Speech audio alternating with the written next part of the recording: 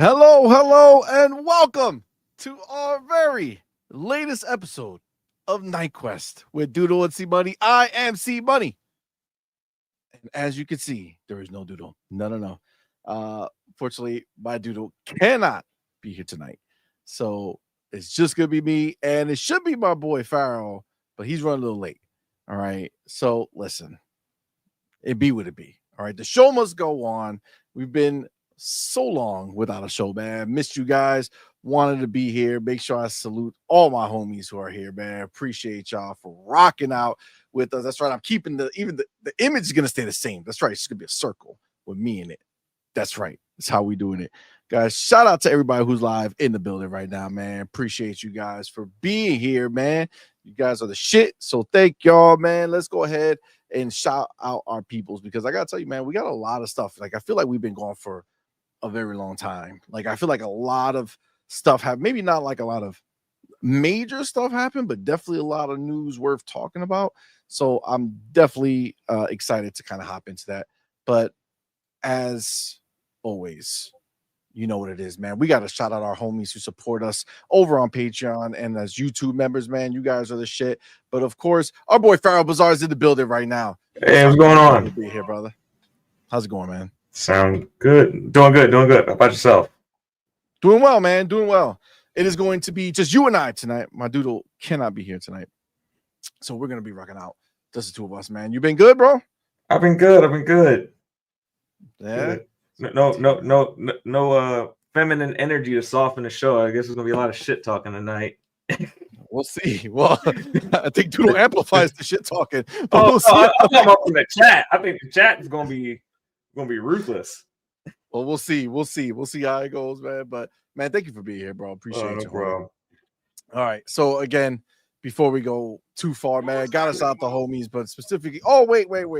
I did gotta change something because I did see. Hold on, let me go here. There we go. Make sure that's good. That's done there. All right, money. All right. So, of course, like I said, man, we got to shout out our Patreon members and our YouTube members. We appreciate each and every one of y'all. You guys are the shit. So thank y'all so much. But specifically, we got to shout out our elite members. That's right. We got the homie Big Boy Mike, Dark Angelic, Pragmatic Ego, who just became a member last show, and Culture the Canuck is back as an elite member. So welcome, man. Thank you so much, my brother. Appreciate you. And of course, we still have our inner circle member, our boy, Big Migs Gaming, man. Thank you so much, bro. Appreciate you, my homie. You are the shit. But guys, you know what it is, man. Being here right now in the building, guys, you're supporting us in such a major way, man. So we appreciate you, bro. We appreciate each and every one of y'all for spending your time with us, man. You guys are the shit. So thank you. That being said, I think we're all aware now that not all of you are equal. No, unfortunately, three of you are the special. Okay, three of you today have risen to the tippity top of the pot and have proven that you can be here before everybody else. That's what you've proven, and you guys are the shit. So thank you. And of course, number one in the building. Goddamn. He said, it's been a while, so I got to make sure I'm here first. And that's my dude, E-Ranks in the motherfucking building. Thank you, my brother, for being here, man. Appreciate you, homie. Number two in the building is our boy. I don't know if this is Farrell. You can help me out if you think you remember seeing this name up in the top three. But our boy, Malcolm motherfucking Xlax, number two in the building. Goddamn. I don't know if I've seen him here, but the name does sound familiar. Well, I know Malcolm Xlax. I just didn't know. Like I don't remember him being in the top three. Yeah, but I said I don't remember him being in the top three before. That's what I'm saying. All right. Well, Malcolm, you did it. Appreciate you, my brother. And rounding out the top three, squeaking in. All right, before one of our other homies, but making sure that he said the fuck I will not be in the top three. That's right. It's our boy. It's our homie. Music 72. My dude, my brother. Thank you so much for being here, man. Appreciate you, homie. That's your top three. Those are your top three specials. I gotta go ahead. Actually, I have to update the banner because I left all that shit the same. Actually, E-Ranks was number one last time was here, and Music was number two. So he failed himself, but that's okay. I'll just add Malcolm X-Lax in the middle. You see, Malcolm X-Lax 3. There we go. Dark Doodle would have went crazy today with the news that's been circulating. She would have. She would have, absolutely. And of course, she wishes she could be here, but you know, things got to get handled, and that's the way it be. Hey, that's life. It's not, it absolutely is life. It absolutely is life. That being said, there is a lot of news, man. I feel like a lot of shit has come out, a lot of cool shit, a lot of dope Xbox shit, a lot of dope, industry shit, some sad shit for PlayStation, some funny shit for Forza. Yeah. You know what I'm saying? Like, there's a lot going on, man. So we're definitely gonna hop into it, man. But thank y'all for being here. Appreciate y'all. I see the homie Culture the Canuck just barely missed it. Just barely missed the top 3 and our number 4 spot. Appreciate you. I see the homie Ryu R Gaming. What's up, player? Thank you for being here. Becca in the building. What's going on? Cage, my dude. Thank you for rocking out, man. You got Anthony Sanchez in the building. Jesse B. I was about to say music. I just saw his name already. Where am I?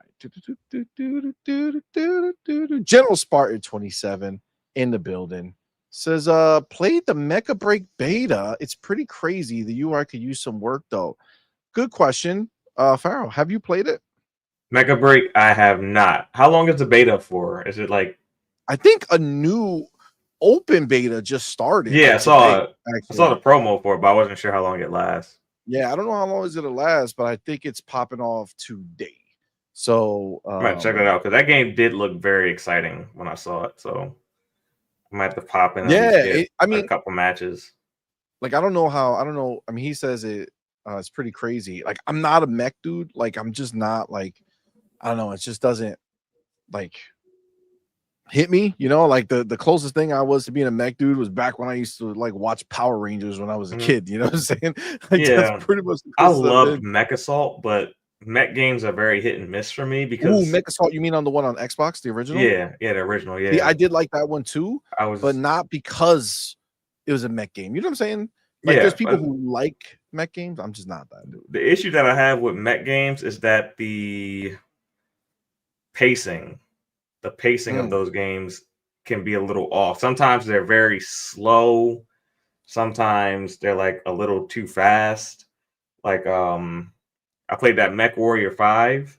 And Mech Warrior 5 was cool, but it was like very slow paced game. And then the controls were a little hunky dory because like the one joystick controlled the movement and the other joystick controlled like the way your body was turned. So it kind of made moving kind of like it was an adjustment. So I think mech games can be hit or miss depending on like what you're looking for from them. Gotcha.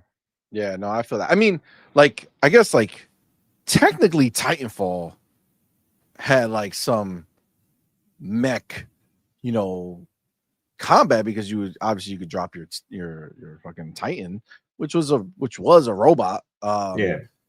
So I guess technically, Titanfall was the shit. I loved part 1, loved part 2. So maybe in that context it works, but I think blending the human element and the mech element really made it something that I can get behind. You know what I'm saying? Yeah. I think just like mech, straight up, like I'm in a mech and that's the life I lead. I don't know. Maybe if they made like a dope ass story based one that was like real good, and that's another thing. You don't really get story based mech games. Yeah, or like they're whack. You know what I'm saying? Yeah. Like they're not like exciting stories and shit. Yeah. So I don't know, but yeah, we'll see. I think I will probably try, but I don't know. We'll see. Mr. Money in the building. What's up, man? Thank you for being here, bro. Appreciate you. Michael Yu, what's going on, man? Thank you for being here. It says, hi guys, for fun, you should put up a poll on this show asking us to guess how many millions of copies Forza will sell on PlayStation. One thing's for sure, Forza will outsell Astrobot. LOL. Facts. Yo, honestly, it could have possibly already done that. You know what I'm saying? Like, as far as just in pre-orders, yeah, for sure. Just in pre-orders alone. Like, this is not, like, understand. Sea of Thieves, things like that have been high up on the pre-order rankings, right? But like not in every single country. You know what I'm Yeah. saying? Like Forza pretty much owns PlayStation, owns their pre-order store with how fucking high up it was, man. It's crazy. Obviously, we're gonna talk about it, but man, wild. I don't see a world where it doesn't outsell Astrobot, but I you want to know, see what it does to the Gran Turismo player count. That's what I want to see. is there a player count for Gran Turismo right now? I don't know, Does anybody still play but that game? I just want to know, like, does that game like get like the Concord treatment after that? I mean, I know it like can survive without the online, but like just like people just completely abandon it. Mm. I don't know, man. I mean, there's always gonna be like the track fans, right? Like there are specific driving fans who love track racing only. Like they Yeah, want yeah, for to sure. perfect those turns and stuff like that. So Gran Turismo, until Forza Motorsport comes over, Gran Turismo still has a bit of they have the niche of the people who only want to drive on track, right? And perfect their times and their lap numbers and all shit like Yeah, that. So they still have that safety net for a while. but But that's a the very moment small that group. I mean, it is small. It is small, but Yeah, I gotta be honest with you, Farrell. I think that those are the only people still playing it. I don't think there's any casuals or people who are just kind of like into cars and like just like not like super yeah, they go motorheads, like but the like Need for Speeds and things like that. exactly. They're playing Yeah, Need for Speed. They're playing the what was the Ubisoft one? Crew Motorfest, the yeah, wannabe I think Horizon. so. But I think the The, one thing that's unique to Forza is that Forza Horizon gives you the same cars that Gran Turismo is going to give you. So you get to get basically all the same cars versus like some of those smaller games that we're talking about. You don't get that wide variety of car selection that you would Facts. typically get with a Gran Turismo or a Forza Motorsport. Forza Horizon has that unique car selection that has a lot of depth and customization to it, and you can still tune your vehicle in certain ways so that you can get a certain style of driving out the vehicle. So Yeah. while it doesn't have the same type of track racing, I think it does have things that would appeal to a Gran Turismo player for sure. Well, the other the other thing, just kind of right in line with that is the benefit that Horizon has is that it gets to kind of piggyback off of the motorsport Yep. licensing, and that's where I think that that comes from. I think the reason you have all those cars in Horizon is because all those cars, get licensed essentially for motorsport. You know what I'm saying? Like Yeah. they have that relationship with the track racer, so it's kind of like it's easy to be like, hey, listen, we have the track racer that respects your, car physics and all that shit. Hmm. But we also want to have some fun, so let us use these cars and put them in the other one, right? Not that they're like for like, but the relationship that they build with those manufacturers Yeah, are built from the track racer, right? So, for um, sure. so that's a huge benefit for sure, man. Absolutely. I see Talus Ray in the building. What's up, man? Thank you for being here, man. Force One, what's good, homie? Thank you for rocking out, man. Thank you for being here, player. Um, Jonas the dad in the building. What's going on, my dude? Thank you for rocking out, homie. Appreciate you. Appreciate you. Night Eternal in the building. God damn, I feel like this is smaller or something, or my eyes got worse somehow. Oh shit, we got the homie Do You K Now? The broke boy insider. What's up, player? Thank you for being here. Thank you for that $2 super chat. Says, did you order the Doom helmet I put in Discord, CMoney? Okay, so I saw the Doom helmet on Twitter. I'm not like a super Doom dude. Like, I did buy the collector's edition of the 2016 Doom. So I have like the Revenant standing on like that fan, the red that's supposed to have like red light underneath that you turn it on, you leave it on because it looks cool and it dies. The battery dies, and then you never put in another battery because it's a waste of life to have it die constantly and then constantly change your batteries. So I had that, but then after that, no, I don't I don't like invest in the Doom friend. Like there's only one, you know, green soldier or a guy in a suit that I fuck with, and that's gonna be Master Chief. Doom is cool, you know. He's a dope character. I got mad respect for him, and I enjoy playing the games, but I'm not like a super fan or anything like that. Yeah. So I wouldn't spend the money on the Doom helmet, but I did see it, and I do think it's dope. Just I don't think it's just for somebody like me for sure. But I'm glad you got it though. That's I dope. would. One Trick Pony in the build. Did you say something? I'm sorry, I didn't hear. No, you go ahead, and I'll say something after you. No problem. One Trick Pony in the building. What's up, man? Thank you for being here, bro. Appreciate you, man. Appreciate our lyric in the building. What's going on, fam? Be nice in the building. What's going on, homie? Amit Kumar, how you doing, my brother, man? Thank you so much. Makes a great comment. Says Doodle looks different today. Yeah, she changed. Oh man, Yeah, no, it looks a lot different, huh? yeah. No. She just can't make it today. But Dark Angelic, I see you play it. Thank you for rocking out, man. Thank you, my boy. Appreciate you. Where am I? Oh, what I was gonna say is I would love for Xbox to do a like an Expendables type video game with like Marcus Phoenix, Halo, and Doomguy. Just like it doesn't have to make sense. Just gotta like be fun and like destroying shit. I think that'd be like absolutely fun as fuck. Absolutely. I mean, honestly, you know, I think like, and we're going to talk about it obviously because that's the first thing I put on here, because not that I'm some big huge Tony Hawk fan or a huge Doom fan, but I'm actually more and like this train of thought that you have is great, because this is kind of where I actually want to go with the first topic, which is Doomguy in Tony Hawk 3 and 4, right? Like that's a huge thing, but that happened because, you know, our homies over here at Xbox have made this happen. You know what I'm saying? Like the collab exists because they're in the same family now, right? Yeah. And I think exploration of collaborations are going to be a thing. I think this shows it, and I'm very excited for it, but I don't want to get too far ahead because I do want to jump in. Like when we do talk about it, I do want to go into it, but yeah, I do like the idea of what's going to come next, what else is possible, you know. And again, you know, this is a big deal, man. I'm very, very pumped for the fact that they're doing this, and it does make me excited to play it. You know what I'm saying? Like I'm not a Tony Hawk fan, but I will play this one just to get some Doom action in there. That'd be some dope shit. Man, Tony Hawk is such a fun game. Like you can get lost in that game for hours. It's been a Yeah, while have since you I played played them? one. Have you like played them like that? It's been a long time, like probably like Xbox 360 days since I really played one. Like in depth, but yeah, they're incredibly fun games. Yeah.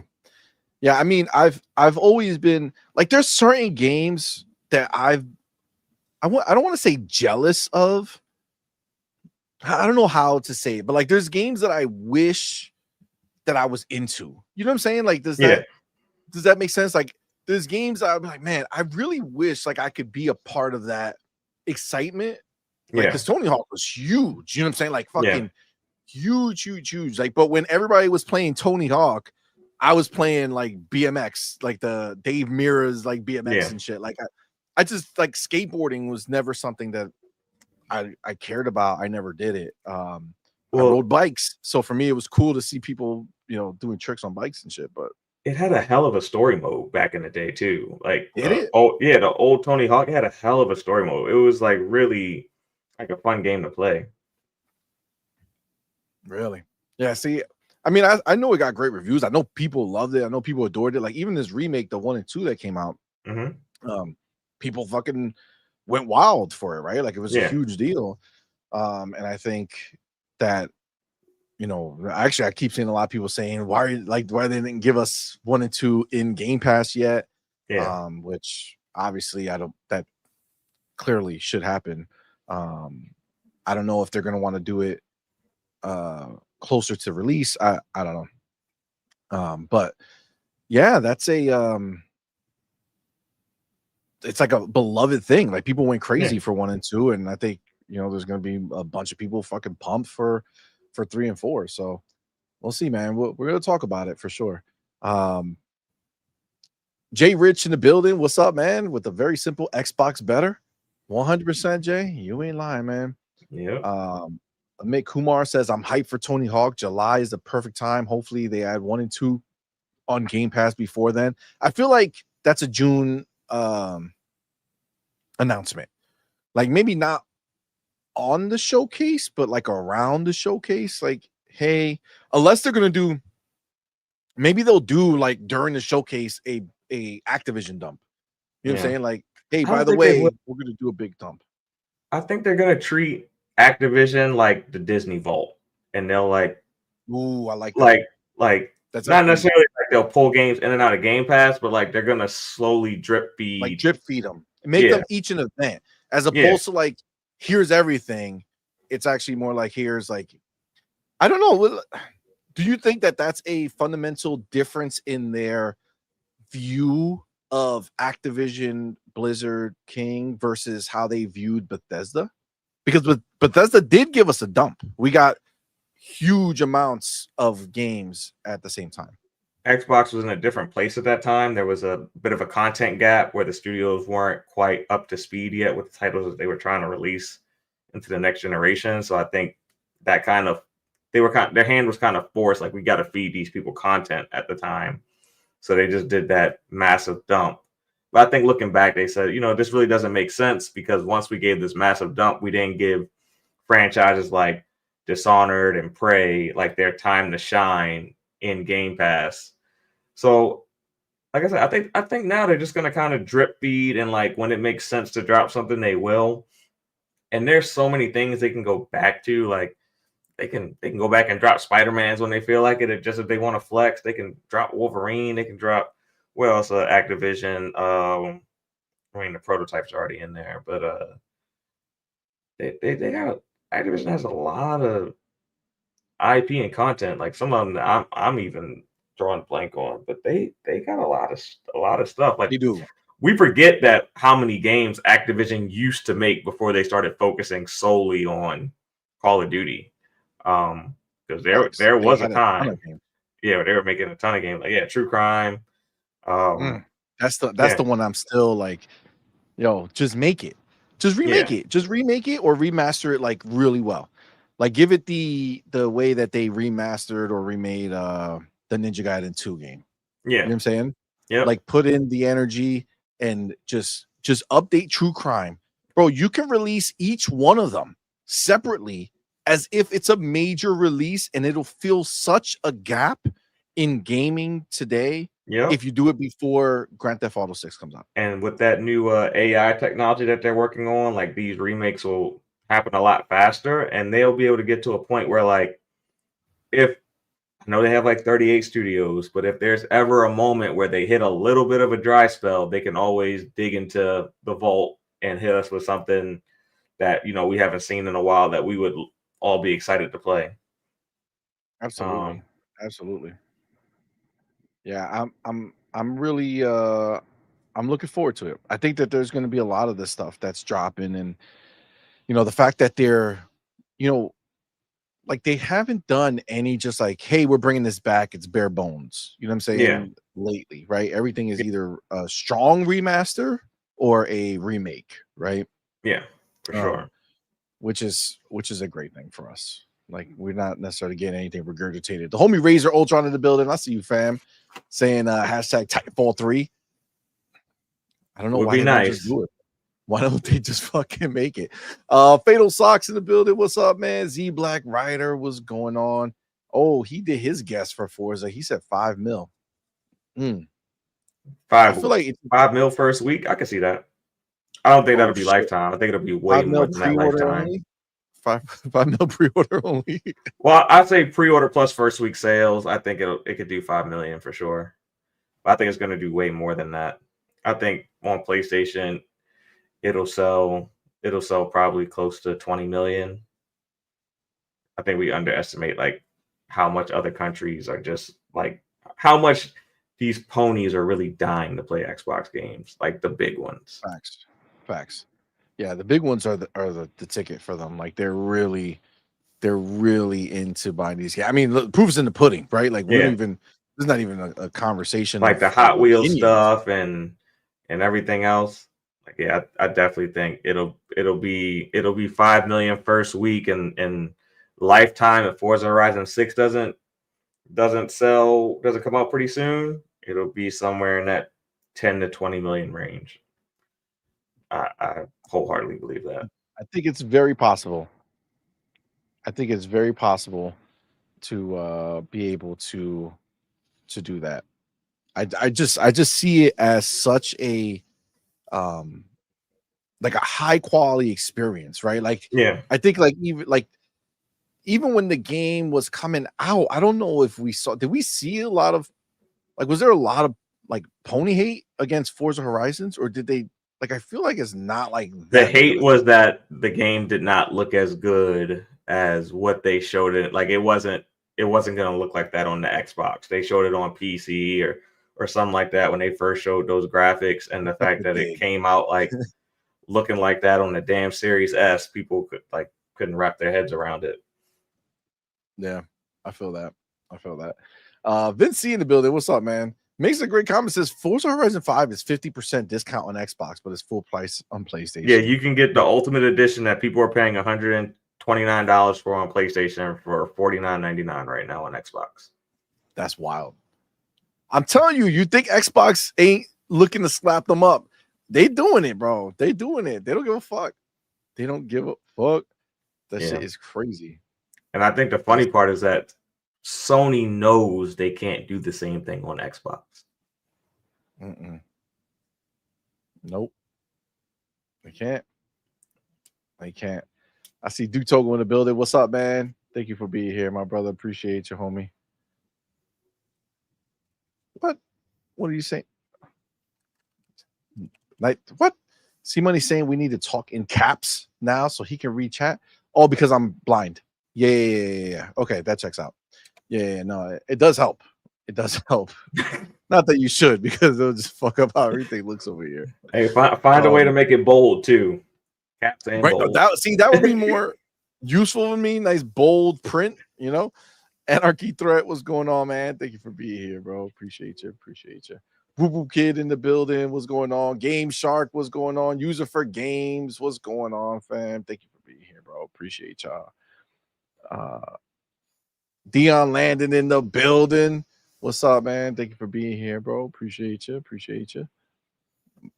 What's that? Mac 22 TH54? What's going on, playa? What's up, man? Thank you for rocking out. Sir Riffs a lot in the building. What's going on, dude? Thank you for rocking out with us, man. Appreciate you being here. What's up? See, Jonas' dad wants that Mech Assault remaster. At this point, it's remake age at this point. Yeah, it's too old to be remastered. Like, I feel like that's the problem. Like, I think because they already did you can play Mech Assault with the FPS boost and the resolution boost right now, I believe. So if anything, it would be a remake, I believe. Okay.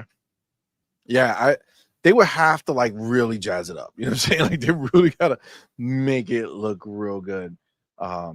Like it's cool when old games get like the remaster. Like there's the same shit with like Oblivion, right? Like I can tell you right now, right? Oblivion remake that's been heavily rumored. And not just rumored for rumor's sake. It was literally like listed on official Bethesda documents as something that they were making that was supposed to release like 2 years ago. So we know that after the acquisition, everything kind of got pushed back like 2 years or so. So Oblivion missed the 2-year mark last year, so it would be this year, which is where the rumor is anyway. But like, if that were to come out and it's literally just Oblivion, like the same game, just 4K, you know what I'm saying? Like just sharpened, like not like prettied up and redone. I know people are saying it's remade in Unreal. I don't know. I guess we'll see. But like if it were just a simple remaster, like I'm not about that life. You know what I'm saying? Yeah. Like even though I haven't played it in forever, it's like I don't want to experience that. Like there's too much new good shit to make me say, let me go play this old looking shit. You know what I'm saying? Like it just for sure. But if it is a full-on remake, it kind of makes me feel even better about Fable being delayed. Yes. Because why do you want to put those two Yes. type of games there? I mean, I know they're different, but they have enough similarities that they're kind of against each other a little bit. So I think it would make sense to kind of spread them out. Like it'll be the perfect year. Like Avowed comes out, and then you have Oblivion a couple months later. Like you're kind of staying in that kind of lore, and the worlds are kind of similar, even though they're different. They share enough similarities. I think that'd be good. Oblivion remake drop this year. Especially if it takes Fable spot. Yeah, if they're going full remake on Oblivion, I mean, God, like you gotta, like realistically speaking, you're talking. This is 2000 and fucking what 6 or 5? No, Yeah. was it out on the launch year or the year after? I mean, I don't remember. I think it was like 2006. If you got an O on it, if you talking 2000, whatever, it's been long enough. Facts. Well, that's what I'm saying. So if you think about that, like, like a lot of the gamers that exist today weren't even like fucking born. You know what I'm saying? Like that 18 to 20-year-old range of gamers have no idea what that is, right? And so like that being remade completely, like, hey, look at this beautiful new look, and like this is how it looks, but it's Oblivion. Goddamn, like that's a fucking full game. Like that might as well just be a new Elder Scrolls. And Oblivion makes way more. It makes way more sense than Fable, because Oblivion is more of a PC game than it is a console game. So and Grand Theft Auto isn't dropping on PC this year, or whenever year it drops, it's not dropping on PC. So you're not really worried about like Gran Turismo really killing its sales. It's going to do well on console, but where it really makes its bones is in the PC space. Yeah, I feel like that would be like that's a big deal, right? Like if they really are going as they are, or as we believe they are, with a complete remake, that's that's a phenomenal game, right? So that's gonna make a big deal, and it also kind of would lead more credence to why it makes sense to push back Fable, right? Yeah, give it more time. You got all these massive RPGs coming out this year. Yep. Fucking push it back.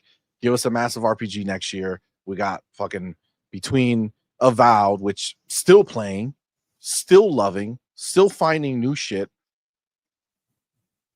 And then the Outer Worlds coming out towards the later half of the year. And then if you got Oblivion somewhere in the mix, come on, man. But the game I'm most curious about is Clockwork Revolution. I get the perception that game is pretty much done, just because it was up for pre-download at one point on the Xbox. So I think Clockwork might be pretty much done, but I feel like with Fable being moved, that kind of makes it where, like, why would you bring? Yeah, so like I'm very curious where that game drops, because you got Outer Worlds 2 coming out pretty soon. It's like, where does this clock? Because Clockwork was a very exciting game. I feel like you bookend 2026. I feel like you start the year with Fable, end the year with Clockwork. That's possible. Too big, as far as RPGs, not that Clockwork would be the, the marquee game at the end. We don't know, but like I feel like similar to Avowed and Outer Worlds, right?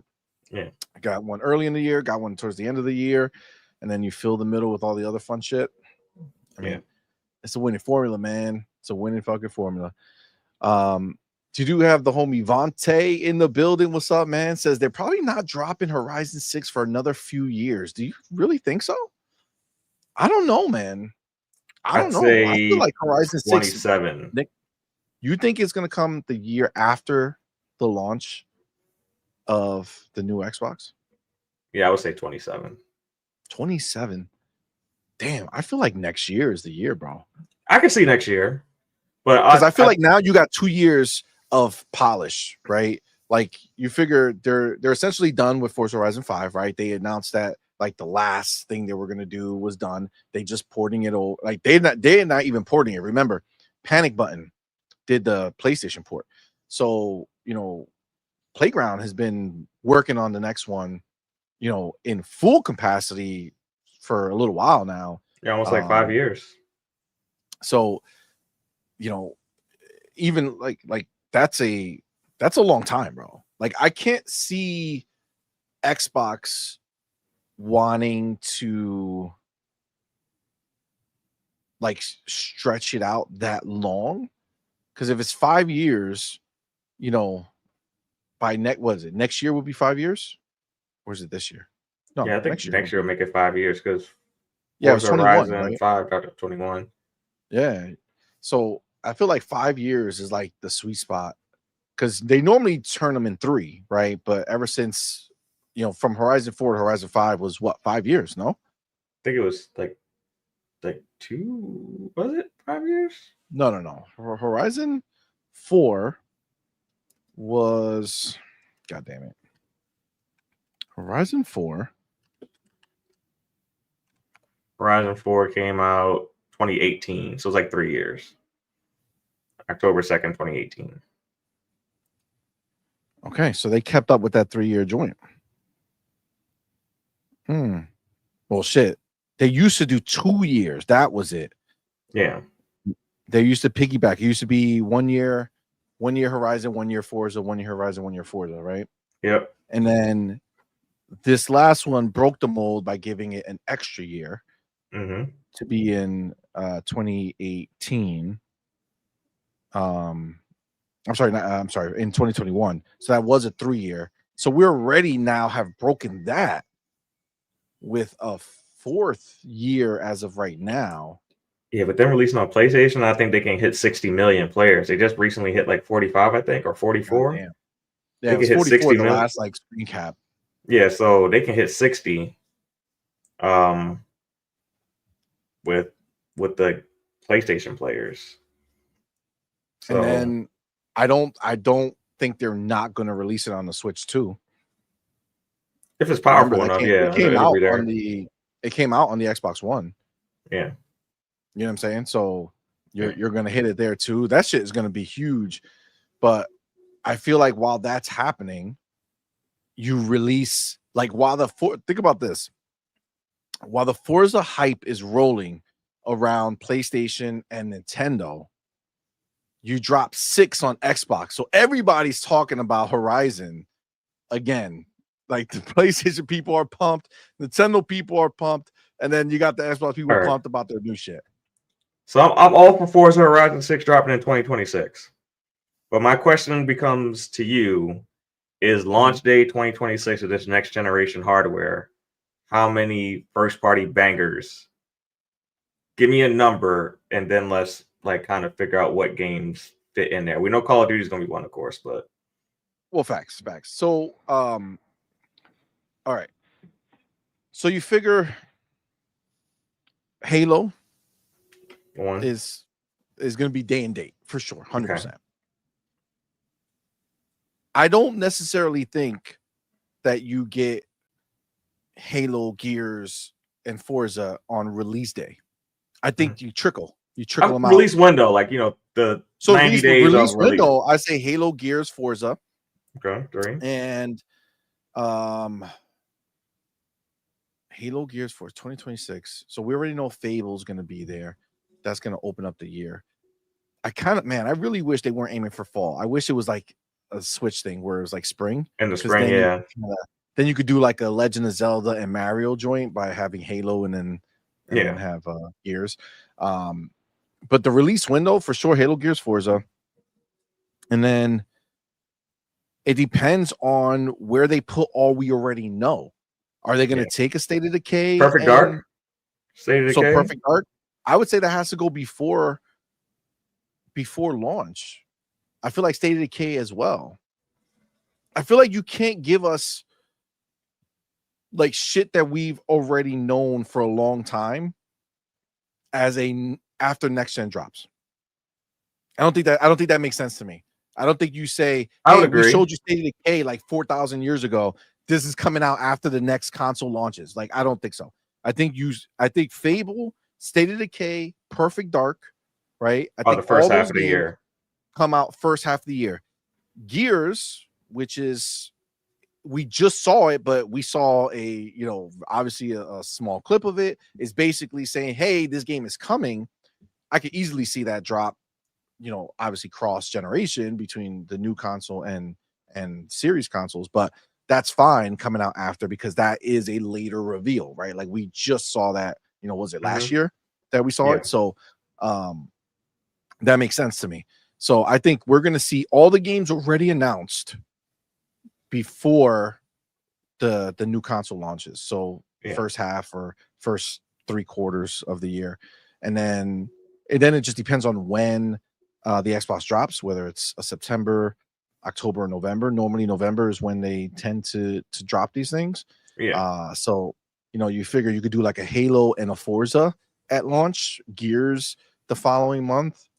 Blade? If you Blade, Blade for whatever reason, I feel like they literally, when they showed that shit to us, literally just started working on that shit or very close to it. But that was 2 years ago now. So we're talking about 3 years, 4 years. So I could see that as a 2027 game. Okay. Because I do think Blade is going to be like a 5 to 6 year endeavor. Kojima game? Kojima game might be coming out this year. Okay. Because I feel like that's been percolated for a long time.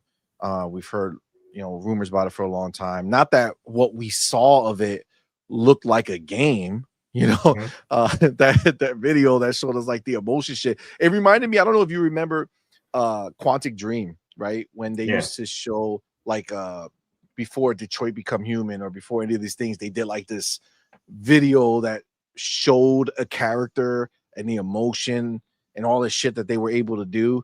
I feel like that's what he did for us when he came out and showed the trailer. Where it's like, let's show him a little bit of what's going on. But I think that was less of let me show you the game and more let me show you who's working on it. I think that game is still far because I think that's the game he was working on when he was doing it for Stadia. Yeah. Right. So that can come out this year. Like that can sneak in. But again, like I don't know exactly what that's going to happen there. So for me, I think Halo, Gears, and Forza is your big ones. I'd say Elder Scrolls is after, 2027 is probably that. So like, are there any other ones that we're missing that we that are like coming down the pipe? Like I think Everwild is coming out this year. Everwild's coming out this year in my mind.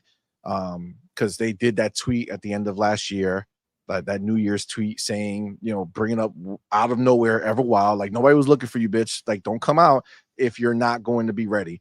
And then it's like till 2025. So that makes me feel like I don't think that's just like a re-reveal because it's like don't fucking like why? Like nobody's been fucking with you. You know what I'm saying? You spent all these years working on the game, like just pop up when you're ready to come out. And I think that that's what they're doing. So I think we're going to see that. Yeah, they just have so many games. It's more of a matter of placement, and you're just trying to figure out where the placement's going to be, not whether or not the game is actually done yet. Because I think they got several games that are possibly already done. That's possible. You know what I would say too. What's going to determine whether these things happen is what this show is. Yeah, I think this June showcase will give us a lot of insight as to what is happening the next few years, because this show is either going to be a show where they update us on all of these games, you know what I'm saying? Like give us another Clockwork Revolution, give us a Perfect Dark, give us a State of Decay, show us all these things. And then just show us like new smaller things, or are they going to use this showcase as, and this is what I personally think is going to be, but obviously we'll find out. Are they going to use this showcase like the 2020 showcase or the 2021 showcase? I think it was a 2020 showcase that showed us Perfect Dark and all this shit, right? Where was it 2020 or was it 2021? That one where they showed us Fable and Perfect Dark and all that. That was shit. before the launch, so probably 2020. It was 2020, right before launch. Okay, yeah. So like, I feel like that might be what's happening on this showcase, where they show us the next set of big games that are a little further out, right? That are kind of beyond what we already know to be coming that should be coming the next year, 2 years, maybe even. I would say 2027 is the furthest that any of the games we already know about are going to launch. So after that, I would say anything else is would be coming from this show, right? So stuff that's another 2 years out, 3 years out, shit like that. I'm also kind of the mind that Xbox has too many amazing games to showcase new hardware at the summer showcase. I think they need a separate show to showcase the hardware. Oh, I think that they might pull a repeat and show us at the Game Awards. Yeah, I think that would make more sense than showing us at the game show, because they have so many great games to show us. Showing the hardware would kind of make the show kind of lesser in my eyes a little bit. Well, I think it would kind of steal the thunder a little bit, right? Where you want to focus on the games. What might be there is maybe the handheld. You know what I'm saying? That could be a possibility.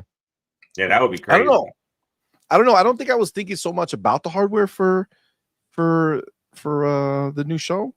Because I feel like it's still next year. So like, we saw at the end of 2019 the console that was going to launch at 2020, right? Yep. So I think that makes more sense. Game Awards, it's a place that they don't really show too much anymore. Like they're not doing too much with that anymore. So you take the opportunity, pull a repeat, show them the fucking next console. I think that'll be money. And I think the last time we got hardware reveal at a summer showcase was like 2 generations ago with like the Xbox One and the PS4. Like it's been so long since we've had hardware take up space in a summer showcase. So I don't think it'll happen there either. I was just thinking out loud. No, I agree, man. I just don't think so. I think showcase is about games. You know what I'm saying? You showcase your games, everything else, give us a different show.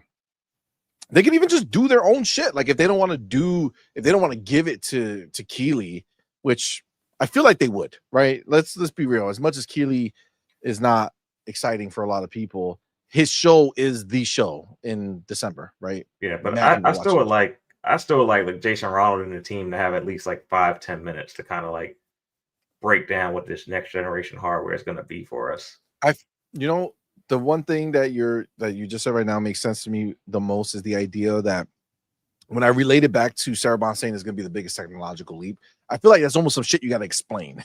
You know what I'm saying? Like, that's what I'm saying. Like he needs like 5-10 minutes to kind of like give us like a new Xbox for Dummies breakdown. Yeah, I feel that. I see Snooky Jackson in the building. What's up, fam? Thank you for being here, man. Appreciate you. I see Space Shot in the building. What's going on, player? He does bring up a good point about Forza. He says I will give Playground Games that they didn't have a long gap from announcement to release for Forza Horizon 5. It was 6 months. Yeah, it was like showcase and then it came out that year, right? Yep. So I mean, it's still possible it comes out this year. Yeah. I mean, I feel like it would be a waste though. I think ponies would be hurt. Ponies would be hurt because that wouldn't be day and date. I think ponies would be hurt, but I feel like my personal feeling on this is that I want to see them flex. And I feel like how much better can it look on the Series X right now? You know what I'm saying? Like they do have engine enhancements. So what the best thing they'll do is bring the ray tracing into the driving. You know what I'm saying? Like, I feel like that's the best that they'll do because they already they crushed it. Not that they can't do better, but I feel like if you're right there, the cusp of next gen, you know what I'm saying? Like next gen is right fucking there. Like, just give it to me then. You know what I'm saying? Let's just fucking go and be done with it. Okay, so Duke Toggle says for launch, for launch. E-Day, Fable, Call of Duty, Clockwork Revolution, State of Decay 3, Perfect Dark, and then for the window, Halo, Horizon 6, and Everwild. I feel like Halo has to launch with the console. It's 25-year anniversary. Like, why would you not take the opportunity to do that? Man, I don't know. I might have, if they release that many games on launch day, I will go into work, pour water onto the ground, and fall and hurt my back for FMLA. Oh my god. Because I'm gonna need the time to play the game. Dude, that would be fucking crazy. Okay, that would be crazy. That would be crazy. There ain't shit you could do. Yeah. Like what type of life is that? You know what I'm saying? I don't know, man. That's fucking wild. That's fucking wild. Man. All right. Let's start the show, man. Let's start the show. Let me get my chapter. Real quick.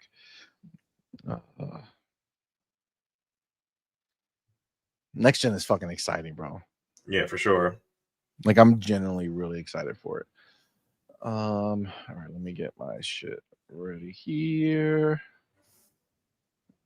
All right. Okay. So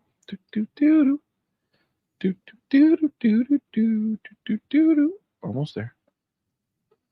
Nope, not him. Nope, not you. I have oh, that one's pretty dope. I thought I had somebody who could put a little bit out there.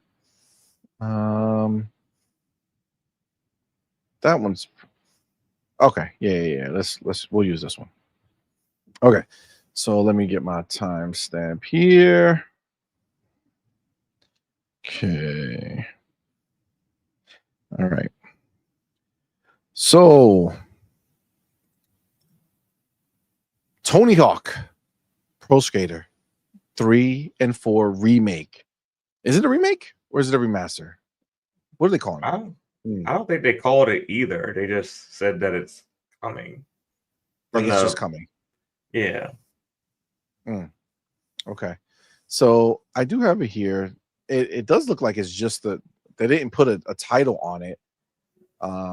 Which might be great, like a great idea, like great marketing, where it's not like a remake or a remaster, which makes people think back and just most people don't even know what this is. You know what I'm saying? Yeah. We'll use Shinobi because he does a little bit of a write-up. We'll watch the trailer together, see what everybody thinks. But so Shinobi puts Tony Hawk's Pro Skater 3+4 announced, releasing July 11th. That's a week before my birthday. Beautiful. Coming to PS4, PS5, Xbox, Switch, and PC.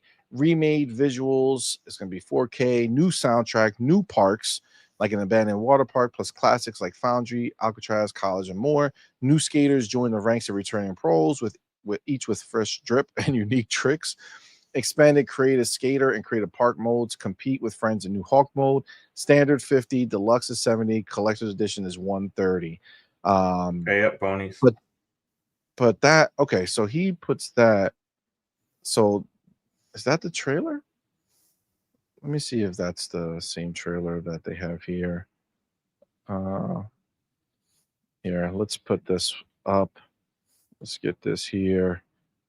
Let's check out the trailer, and then there's another one that we'll look at. But this is the new Tony Hawk 3 and 4.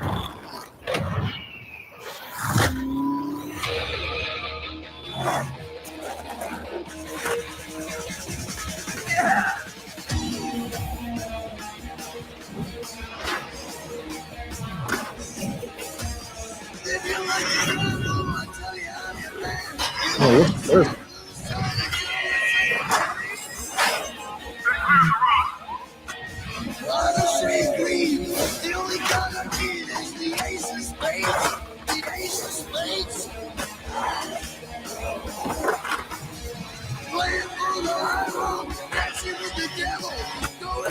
oh damn. Okay, well, when you look at you look at the original, and then yeah, definitely a remake. Holy shit! I mean, that's a remake. Oh, remastering. That's it.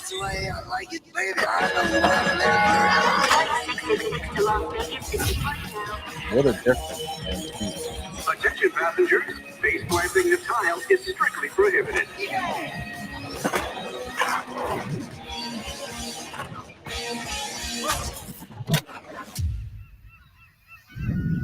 Okay.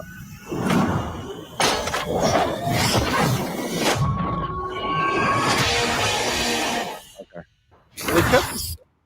There you go. So Doomguy is also part of it, right? So they Yep. kept it. They kept it separate, huh? I don't know why they would keep it separate. Like why the announcement is not just like part of it is such a big deal. Like why wouldn't it? Um, why wouldn't it just announced? Like why wouldn't they just show it in that main trailer? All right. So if you look here, Doom put out the thing, and it's you know it's the trailer for Doomslayer. So let's check this one out.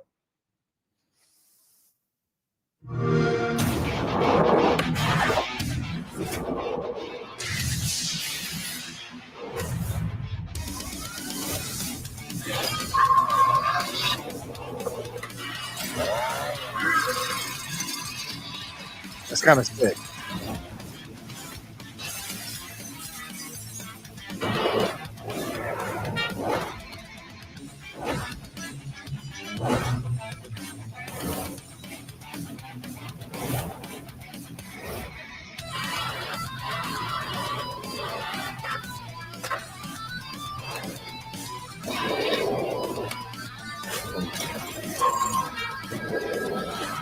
What a collab.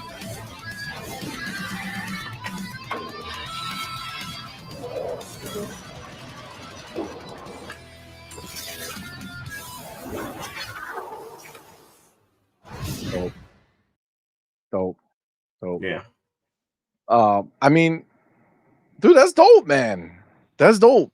That's really dope that they went ahead and they have a collab like this, right? From this is a Bethesda, Activision collaboration. I don't know if they've done this in the past, but it's really dope I that don't they. think they've done anything like this in the past, even with like Yeah. Activision characters. I think this is like kind of like a first. Well, what I will say for me when I think about this is a huge deal because it shows that Activision and Bethesda and Xbox all being under the same roof. This allows this shit. Like he's not like Doomslayer's fucking riding a goddamn skateboard. You know what I'm saying? Like he's not killing Yeah. nobody. He's not doing anything. He's just riding like the Revenant is this evil dude riding a skateboard, right? As much as for us, it's just dope. It looks cool. For them, it's a big deal. Like for the developers, for the people, like for Bethesda to take Doom, the Doom Slayer, and be like, okay, he's going in as a skateboarder in fucking Tony Hawk. You know what I'm saying? Like that shows you that they're willing to go ahead and just kind of break from, the idea of who these characters are in their own games and in their own series.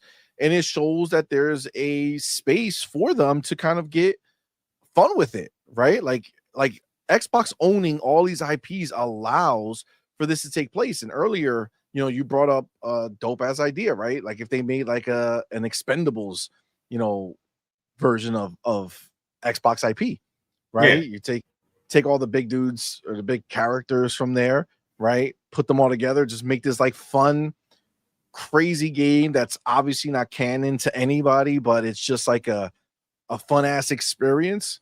It doesn't have to make sense, just has to be fun. It doesn't have to make sense, yo. It doesn't have to make sense.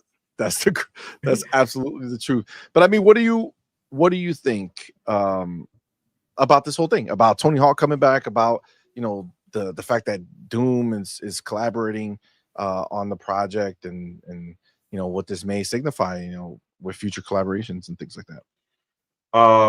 I love it. I love seeing that we're starting to see cross-pollination of IP, because where it makes sense, and you can do a lot of fun things. The more like a character I'm surprised never made it into Tony Hawk's Pro Skater, who would make perfect sense, is Crash.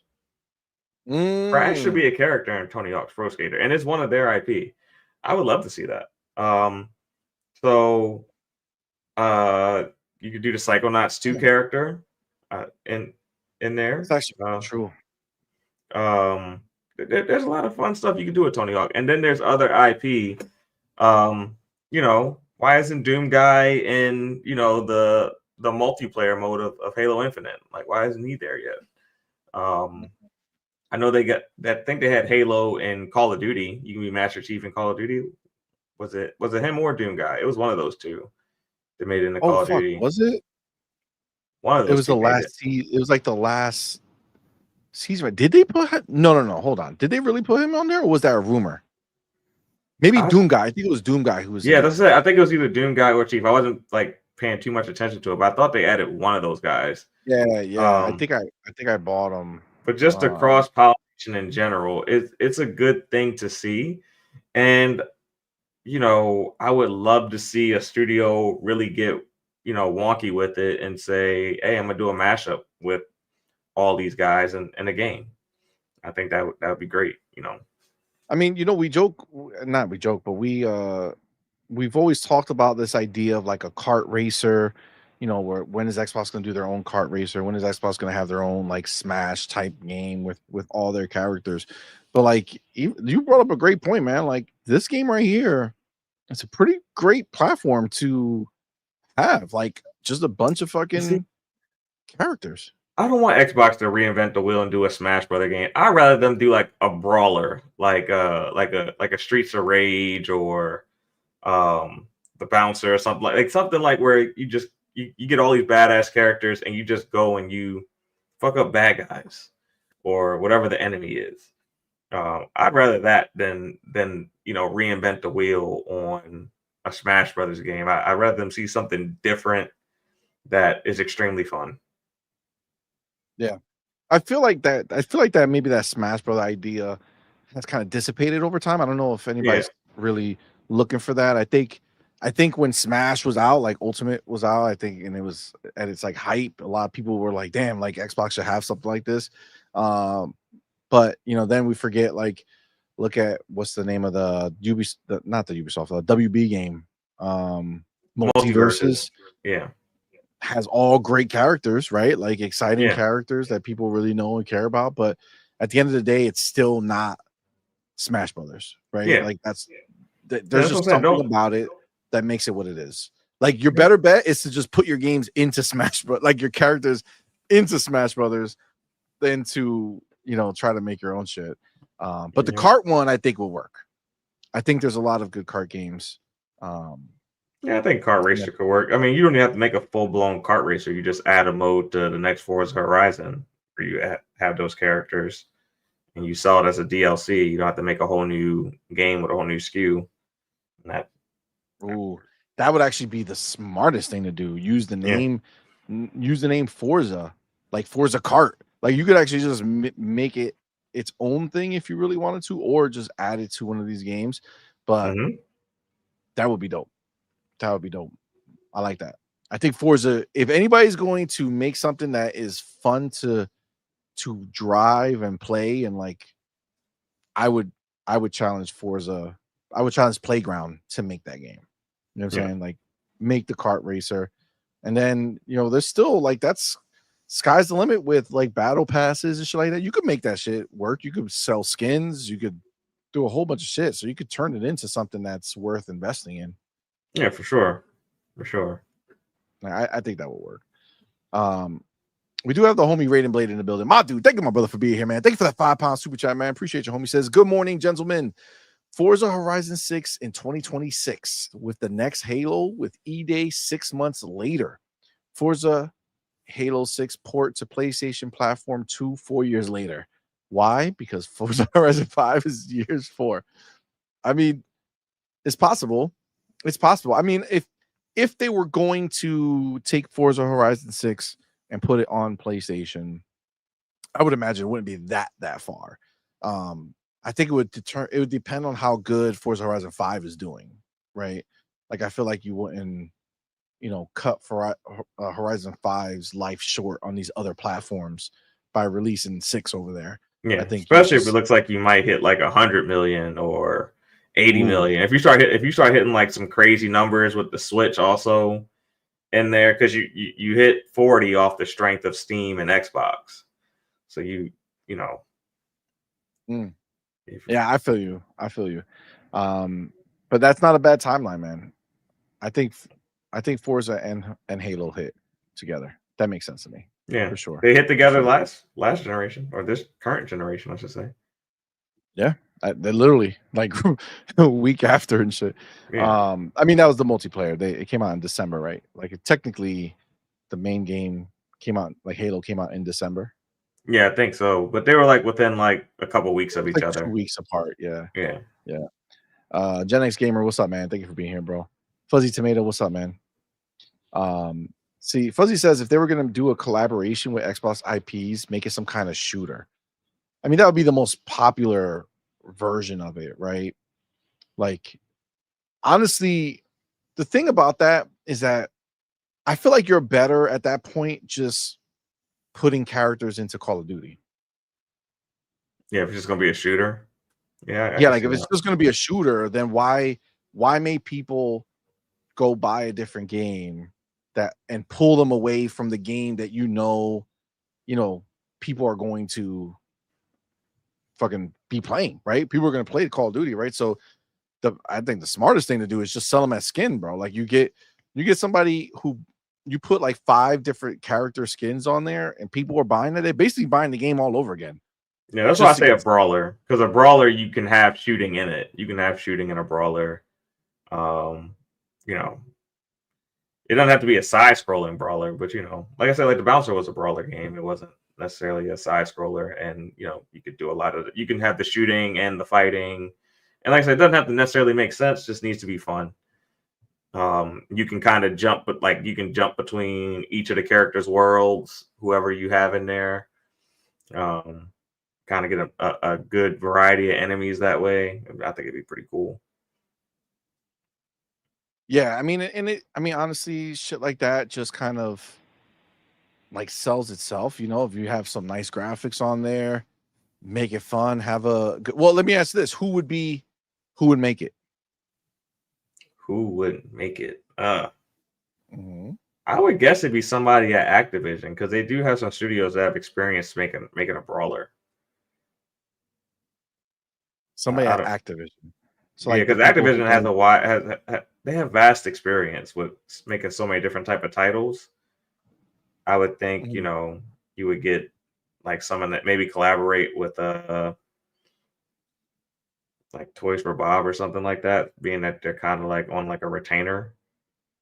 Even though they more do so like platformers, but um, it'd be interesting because Xbox doesn't have uh a studio that does like brawlers. I mean, I think they could tap that studio that did Battletoads on the shoulder to do like some collaboration, because that's kind of like has like some brawling aspects to it. So you're thinking like a side scroller joint? No, it doesn't have to be side scroller. It could be like just a 3D. But I think there's Like a Batman? I can see that. I can see like a Batman. So like a Suicide Squad of Xbox characters. You could, if you want to make a live service. Yeah, I guess you could do that. Yeah. I mean, there's a lot of potential, right? I think the biggest thing is like the fact that we could even have these conversations, right? And this is the thing that I love. Like we say this a lot, right? When it comes to Xbox stuff, right? But like we can have conversations that I think like are only possible because of the position that Xbox is in with how many IP that they have, right? Like, I mean, yeah, on PlayStation you could take some of those characters, put them in a game like that too. Um, but I feel like there's such a diverse, group of characters on Xbox that you could I don't really do a know. lot of different shit with it. After Kratos, who do you put in the brawler? Like the power I would scaling say seems so Jin, but far they off. retired his ass. Yeah, if I say the power scaling is so off, like what you gonna throw True. Abby in there? Kratos and Abby. Hey, they made fucking MJ fucking go out there and slap Play up with the bad guys better taser. than Spider-Man. So, I mean, it checks out. Like, that would be like their main goal. They'd be like, all right, let's show everybody how Abby is stronger than Kratos. You know what I'm saying? Like, I feel like Yeah. they would do that. I feel like Oh, man. I feel like that checks out. You know what I'm saying? Like, that literally checks out for them. Yeah, like Jen, Aloy. I'm just thinking, Yeah. dude from Days Gone. I feel like there's not like a lot of people that you would want to play with outside of their games. Story, yeah. Yeah. Like outside of their games, like where does like you don't want Ellie in your fucking you know you know what I'm saying? Like Yeah. not it. You know what I'm saying? It's not that no, I don't think so. I don't think so. But yeah. Yeah, I don't know, man. It's just for me seeing this, I love seeing the collaboration. I love Xbox being able to show that having this IP, you know, under one roof will allow for cool shit to happen, not just their respective games, right? Yeah, Like for sure. this is cool. You know what I'm saying? Like it does make me like if he wasn't in there, I would just be saying, "Oh, Tony Hawk Pro Skater, that's cool. It's coming out. You know, enjoy it." But the fact that Doom's gonna be in there again, not that I'm some major Doom guy, but I feel like it's cool as fuck that he's in there, and I want to be able to try that shit out. You know, Yeah. and I mean, obviously, not that anybody should be confused about it, but they won in the Game Pass. Obviously, it is an Xbox game, so very excited. There's a lot of people who are going to be pumped to play this game. There's a lot of people who are going to be pumped to buy this game. Also, great marketing for Doom: The Dark Ages, right? Yeah. Coming out after it is after, so Doom: The Dark Ages will be out, and then this comes out, but it's like a boost, right? It's like, oh shit, that's right, Doomslayer is here, and oh shit, yeah, they did just release Doom: The Dark Ages, right? So it does give that extra kind of, you know, marketing beat, right? Which I think makes sense. All right. Let's go ahead and jump over to the next topic. And I don't know if you see it on the headline, but this here. Oh wait, I didn't take my chapter. This here is, I mean, inevitable that it happened. Like I think we knew that this would happen, but you know, the shit's real. Like there are repercussions for this shit. Like we tell you guys, like it's not just simple, right? The news line is PlayStation hit with more layoffs following recent game cancellations.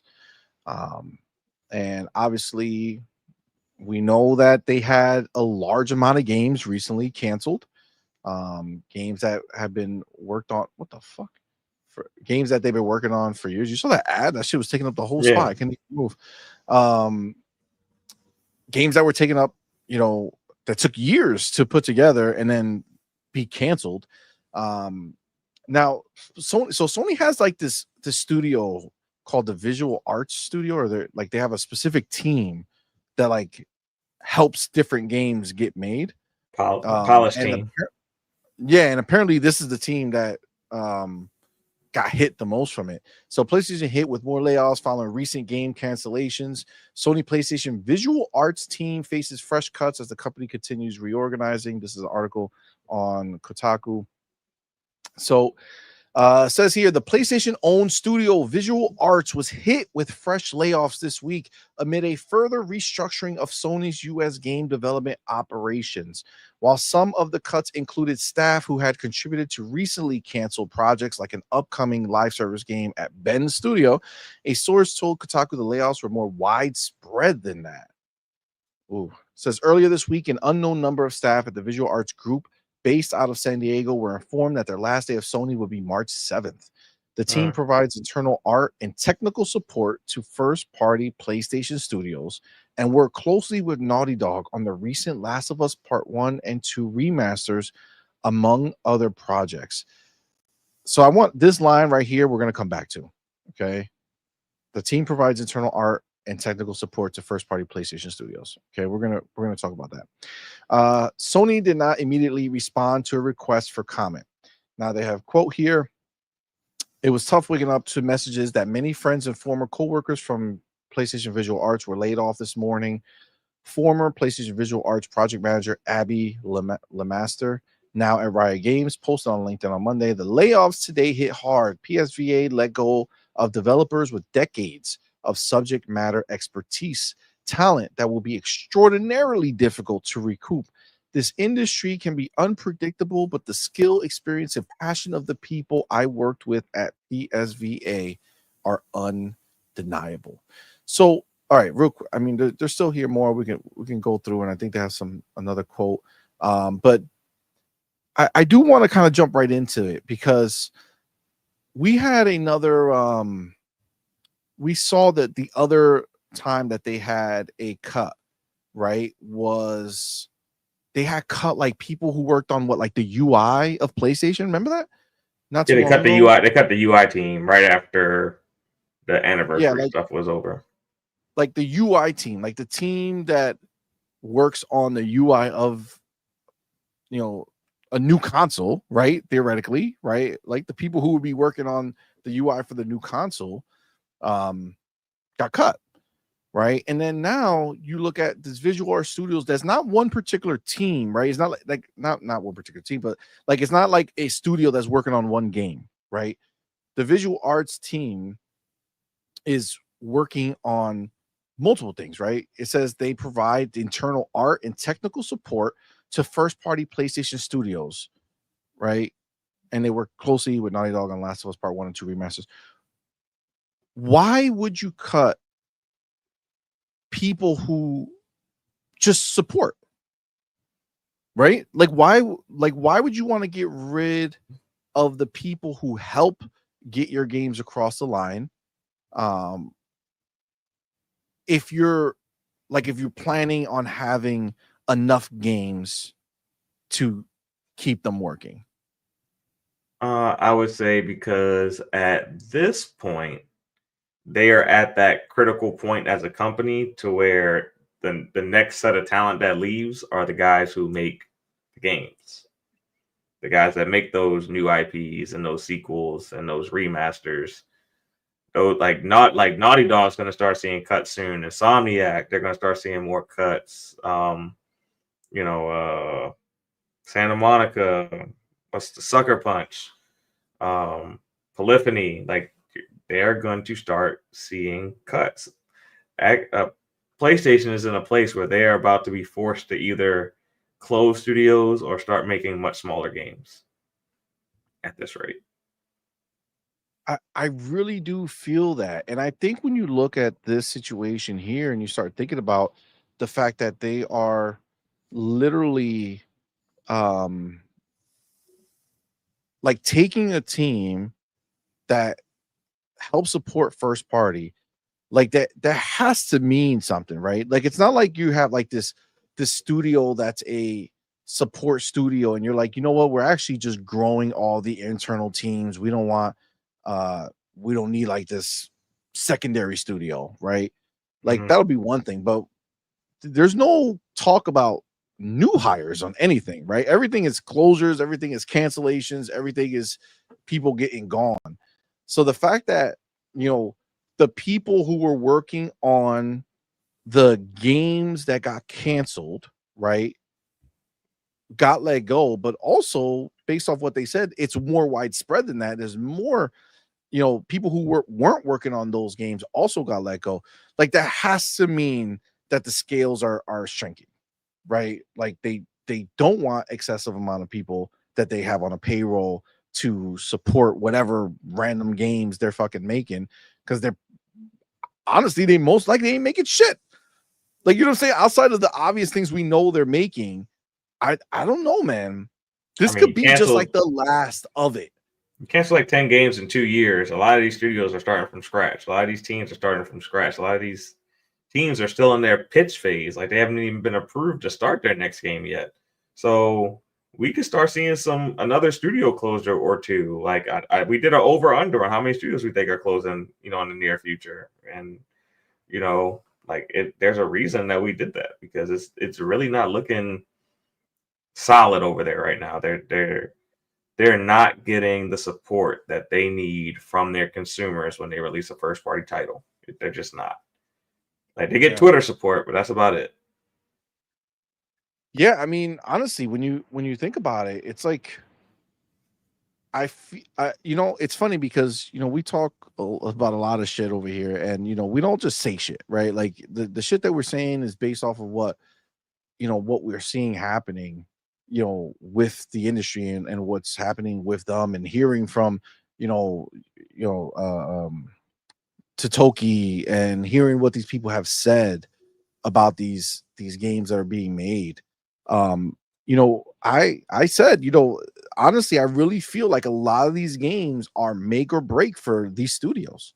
Like I do feel that. I feel like for Sony, for PlayStation proper, they're looking at how they have lost the funds, right? Like they're not like the first party developers are where they lose their money, right? Everything else they have rocking, right? Microtransactions are always going to be there because you have Call of Duty, you got shit like that people just want to buy shit for, right? So it's these first party games that they're seeing such a loss on, and I really feel like, unlike Xbox, where every game that's being made right now is like the potential to be their best game, and it's like their just next step into their next level of greatness that they're going to deliver.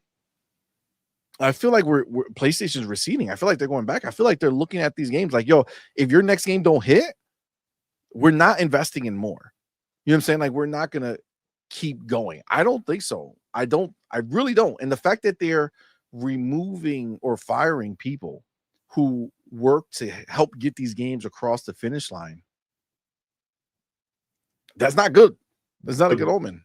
The biggest problem that PlayStation has, and it's literally their biggest problem, is that no matter what they make, they get a really good review score on it, and the game doesn't sell. So they're not getting the feedback that they need in order to make games that their consumers actually want. Because you keep telling them that every game they release is a game of the year contender, but then it gets into the consumer's hand, and it's not that for them because they're not buying the sequels. They aren't supporting these games. So there's obviously a major disconnect. And the people that review these games, the people in the media that give them this feedback, whoever's giving PlayStation their feedback is actually hurting PlayStation at this point. Yeah, because I agree. They don't know how to make what their customers want because nobody's buying their shit. Agreed. And I keep telling you these fucking ponies, but the truth is, at the end of the day, like, this is a business, bro, and it's too much risk. It's too much risk for PlayStation. Like, they took these risks with huge IP like Spider-Man, right? And even then, like, they're barely making the money back. You know what I'm saying? Like they're barely making it back. Isn't Astrobot like their highest rated game this generation? It is. And it's their less selling game. Like, what are they supposed to do with that information? Facts. What are they supposed to do with that? Like, right? No matter how good the game is, they don't want it. Yeah, that's what I'm saying. Right? What is PlayStation supposed to like? What are they supposed to tell their developers? You made a 93 Metacritic game, didn't sell shit. Like, what guidance do you give them? They're what like, direction hey, do you put we them just on? made a 94 Metacritic game. We want to go ahead and push further. We want to do more. They're like, sit the fuck down, okay? You need to put some microtransactions in here. Do something. You just say, like, this is this is why they don't know what to do, because it doesn't matter how quote unquote good their games are. The problem is that if no one shows up to the dance, it doesn't matter how good the music is. Yeah. You know what I'm saying? Like, this is the problem that they have. This is the problem that they will always have. This is why when they look at their fucking spreadsheets and they look at the dollars, bro, the vast, not even close. The vast majority of money that PlayStation brings in has nothing to do with their first party. Yep. Has nothing to do with their first party. So when they're looking at their goddamn fucking dollars that they're bringing in versus what they're putting out, The weakest point is what they're putting out. No matter how these ponies want to fucking spin it or how they want to feel about it, no matter what, it just is what it is. And again, we're not seeing an uptick anywhere. I would love to see an uptick somewhere. Show me where a game came out on PlayStation 4 for PlayStation and more people bought it when they came out on the sequel. Yeah. Nothing. Forbidden West was Everything's cross-gen. gone down. And I think Ragnarok was also cross-gen. Facts. That's what I'm saying. Yeah. It's not like a next gen only conversation. It's like the game that came out only on PlayStation 4, the original 2018 God of War. Show me how on PlayStation 5 and PlayStation 4 that game came out and it didn't do better than the first one. Show me how Spider-Man didn't do better than the first one. I mean, obviously that one's only on PlayStation, but still, like there's 75 million fucking PlayStation 5s out there. Like your core audience, the ones who were supposed to buy Spider-Man are already over. Yeah. Like, just be clear, right? Like you're not like the people they're waiting to buy a PlayStation 5 are not people who are going to buy God of War. You understand? Like they already have that. That's done. This is why all these other sales, those sales are not they think I was joking when I said I want Sony to get to 100 million or 120, 150, because every single person who buys a PlayStation 5 right now, going this entire time going forward, these are not people who give a fuck about their first party lineup. Yep. Not people who give a fuck. They don't care about the first party. They're buying this next gen console because they're getting ready for Grand Theft Auto 6. They're buying it because they're gonna go and play, not a fucked up looking console version of Call of Duty. Or you know what I'm saying? They found it along load times. Like exactly, it's more quality of life than it is like specific titles. Exactly. For the most part. So this is not a situation where more console sales equals more sales for their first party. Non-existent. Think about it. 10 more million consoles were sold or shipped, quote unquote. I mean, listen, I'll play their game, right? 10 more million sold, 65 to 75, right? We saw that huge jump, right? Where were the announcements that they got another 2, 3, 4 million sales for any of these first party games? Nowhere. That's why it cracks me up when they keep talking about these sales as if they are flexing. Fam, I love it. Keep doing it. Those are more Call of Duty skins being sold. There's more copies of Call of Duty being sold. There's more copies of Minecraft being sold. There's more copies of the fucking Indiana Jones that are going to be sold. That Doom's going to be sold. That's what these people are lining up for. You know what I'm saying? That's what they're lining up for. They're not lining up to go buy a first party game, bro. Yep. And they'd be dead in the water if they didn't release Helldivers 2 on PC. Oof, it'd be looking spooky over there. Facts. Life would have looked very different for them if they did not release on PC. But even now, like I don't know if you saw it. Like I'm not making it a topic or anything. But did you see that they have like a new like beta program? Yeah, I saw that for PlayStation and PC. So it's PS5 and PC. Yes, you can sign up and beta test the games on the PC. No, just like Wolverine. Yeah. It's interesting, right? Interesting. It's just wild that it's not a PS5 beta, right? It's not just for PS5. They're including PC in that bitch, which I don't know. If you're including PC for a beta, do you think they're going to include that because they want you to test out the 2 or 3 year old games that they're bringing over, right? Because they only wait a long time, or are they going to soften the blow by letting these ponies get used to seeing these games in PC beta before they come out? I don't know. Hey man, You're not buying their games. They got to put them somewhere that somebody's going to buy them, and they got to find customers because they don't have them on PlayStation. 100%. 100%. You got to go to the homie Amit Kumar, right, in the building. Thank you, brother, for being here, man. Appreciate you, homie. Says, I think Sony will eventually sell off their entire first-party studios. They'll become a hardware-only manufacturer and basically be an app store for third-party games. I can see that. Bro, you said it, bro. Like I feel like they can become the Valve of consoles. Not that they would be as successful, but I feel like they can kind of play that role where every once in a while they release something, and instead of having so many irons, or however whatever that saying is, right? How many having so many different, places where you're spending your money on these games being made, to just focus on a few games, have just a few studios who are making something that has done well in the past or something like that.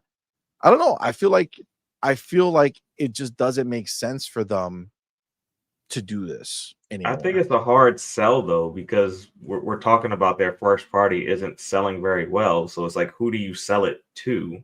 Ubisoft is hurting. I don't think Tencent and PlayStation's relationship is the greatest. I don't think Xbox really wants any of those studios. Maybe Insomniac would make sense. Yeah, I like, they have talent. They make really good looking games. They have decent mechanics in their games.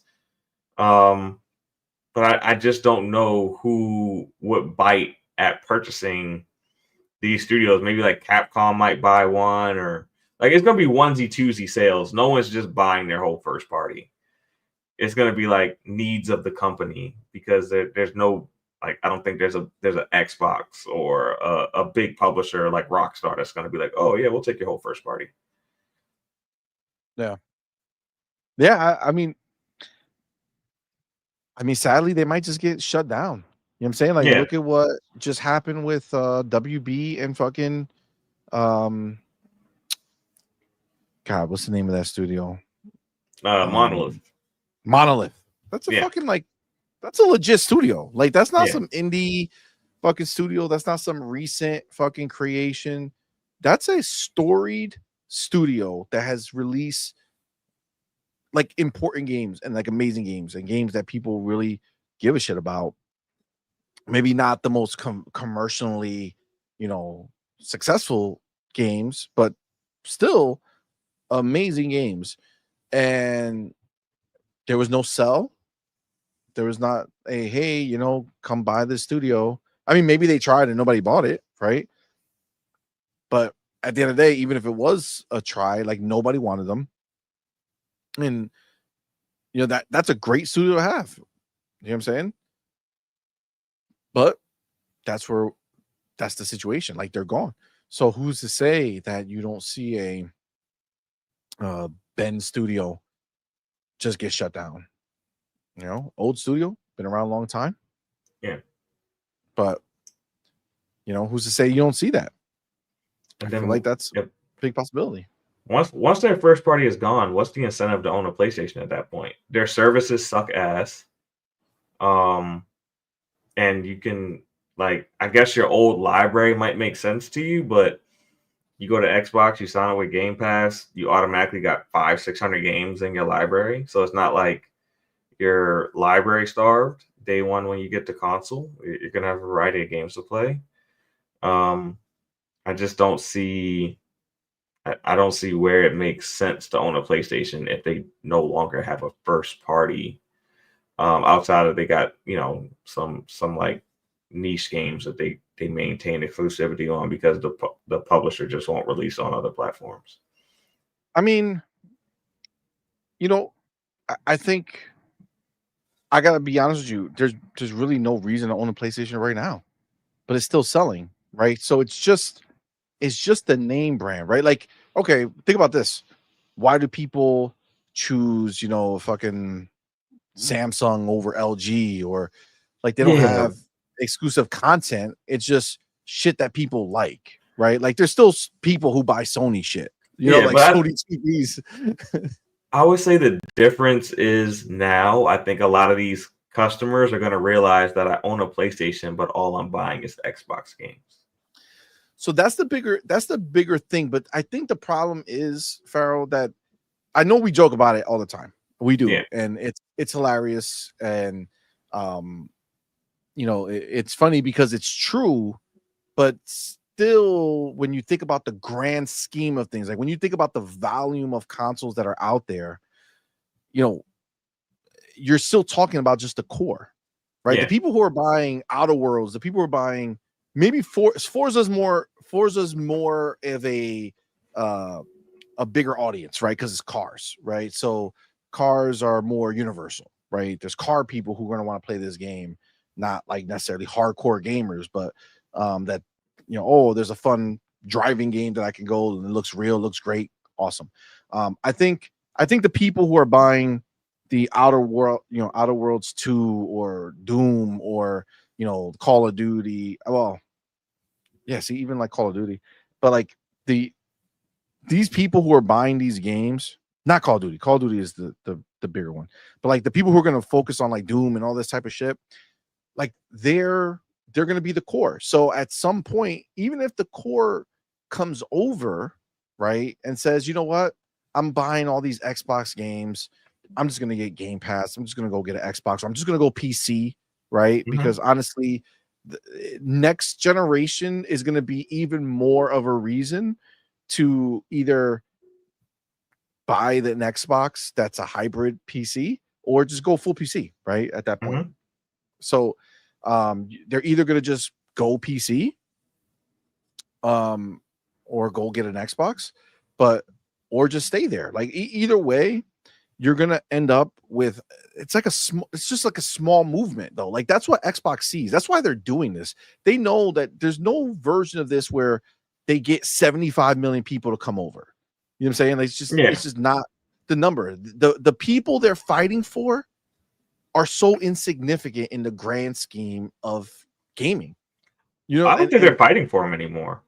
Well, they're not. That's what I'm saying. That's the point, right? Like that's where they said, why are we still looking at these people? Like they don't make up a valuable group of people. You know what I'm saying? Like they just don't. Like even on this side, right? Like the core gamers, the people who buy multiple games a year and all this shit, like it's a small, tiny portion of the actual gamers that exist out there, right? Yeah.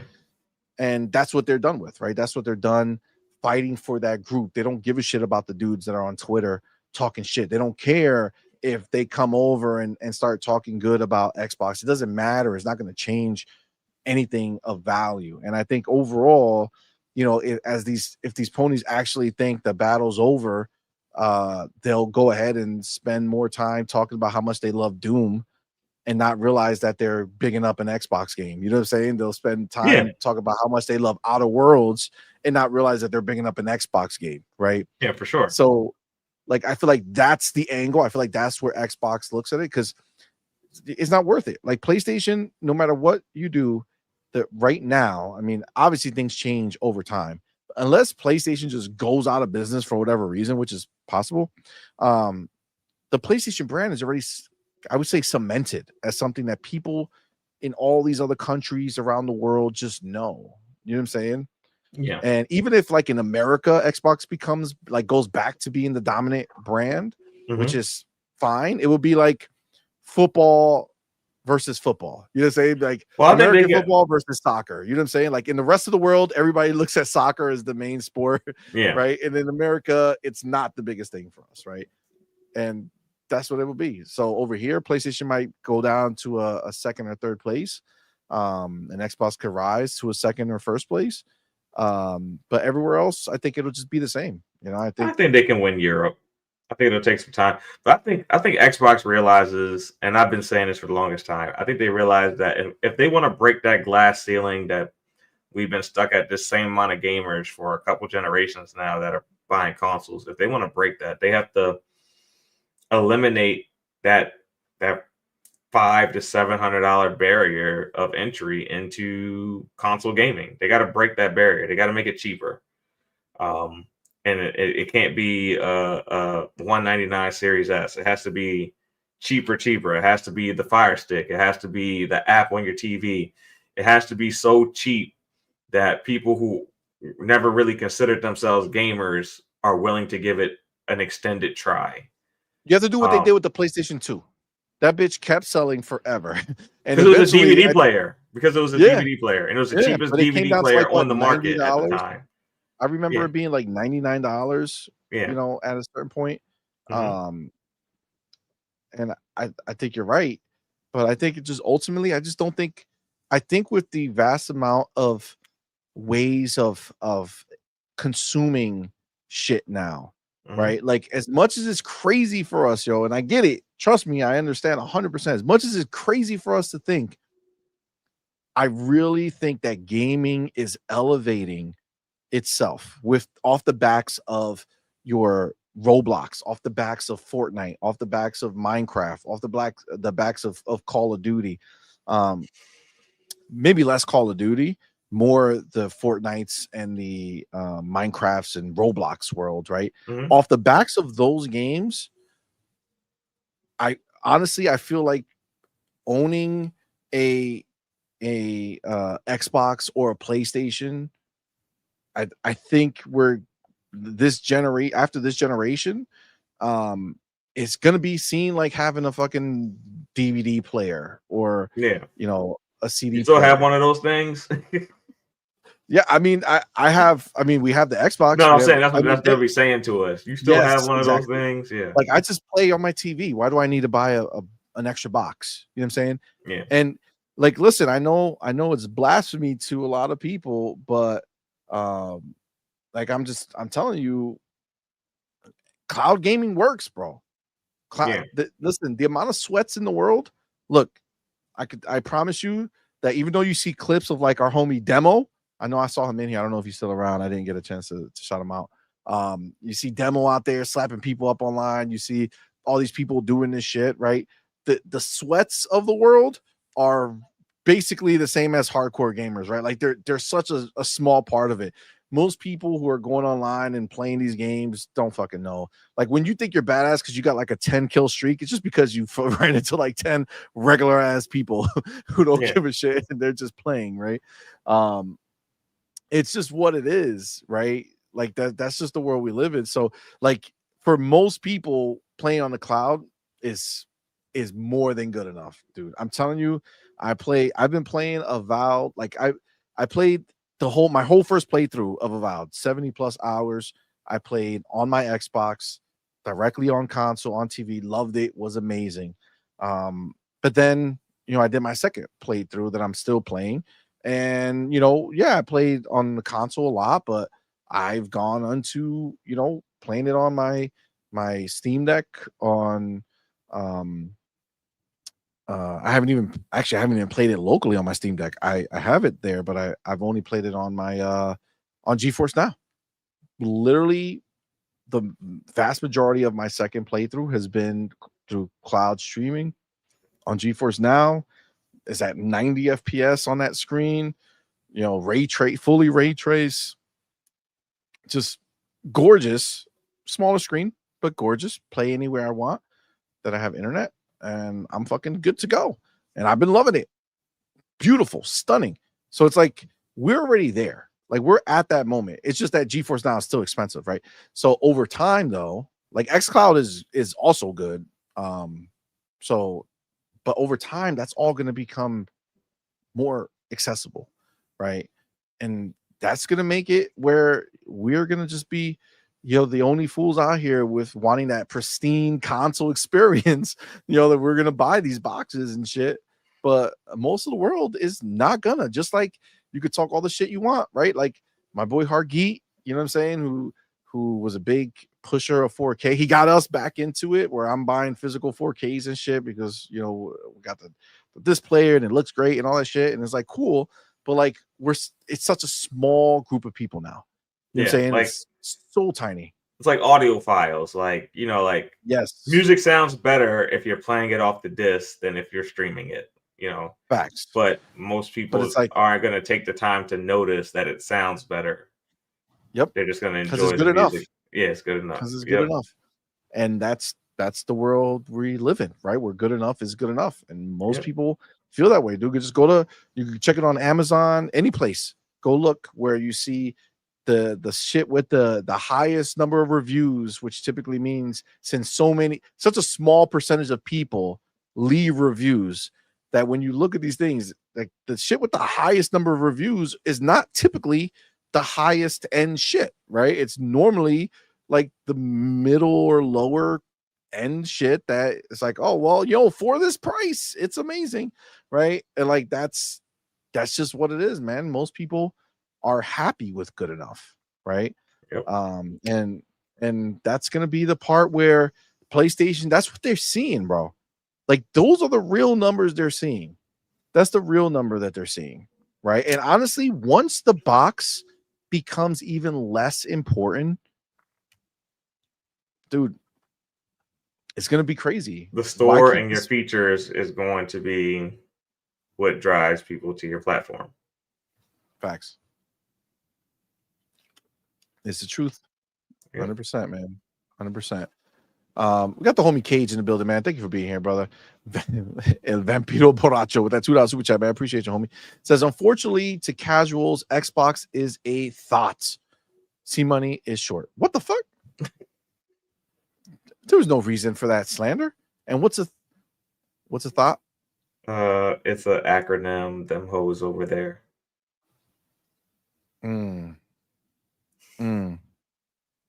Interesting. So you would call a woman a thought. Like a thick something? No, just another way of calling someone a hoe. But the acronym stands for them hoes over there. Interesting. Never knew that, but CMoney be old nowadays in life. It's just the reality. I'm like, oh, interesting. What does that mean? Great to know. And the slander, unnecessary, Cage. You know what I'm saying? Not necessarily not necessary at all, to be honest with you. But that's okay.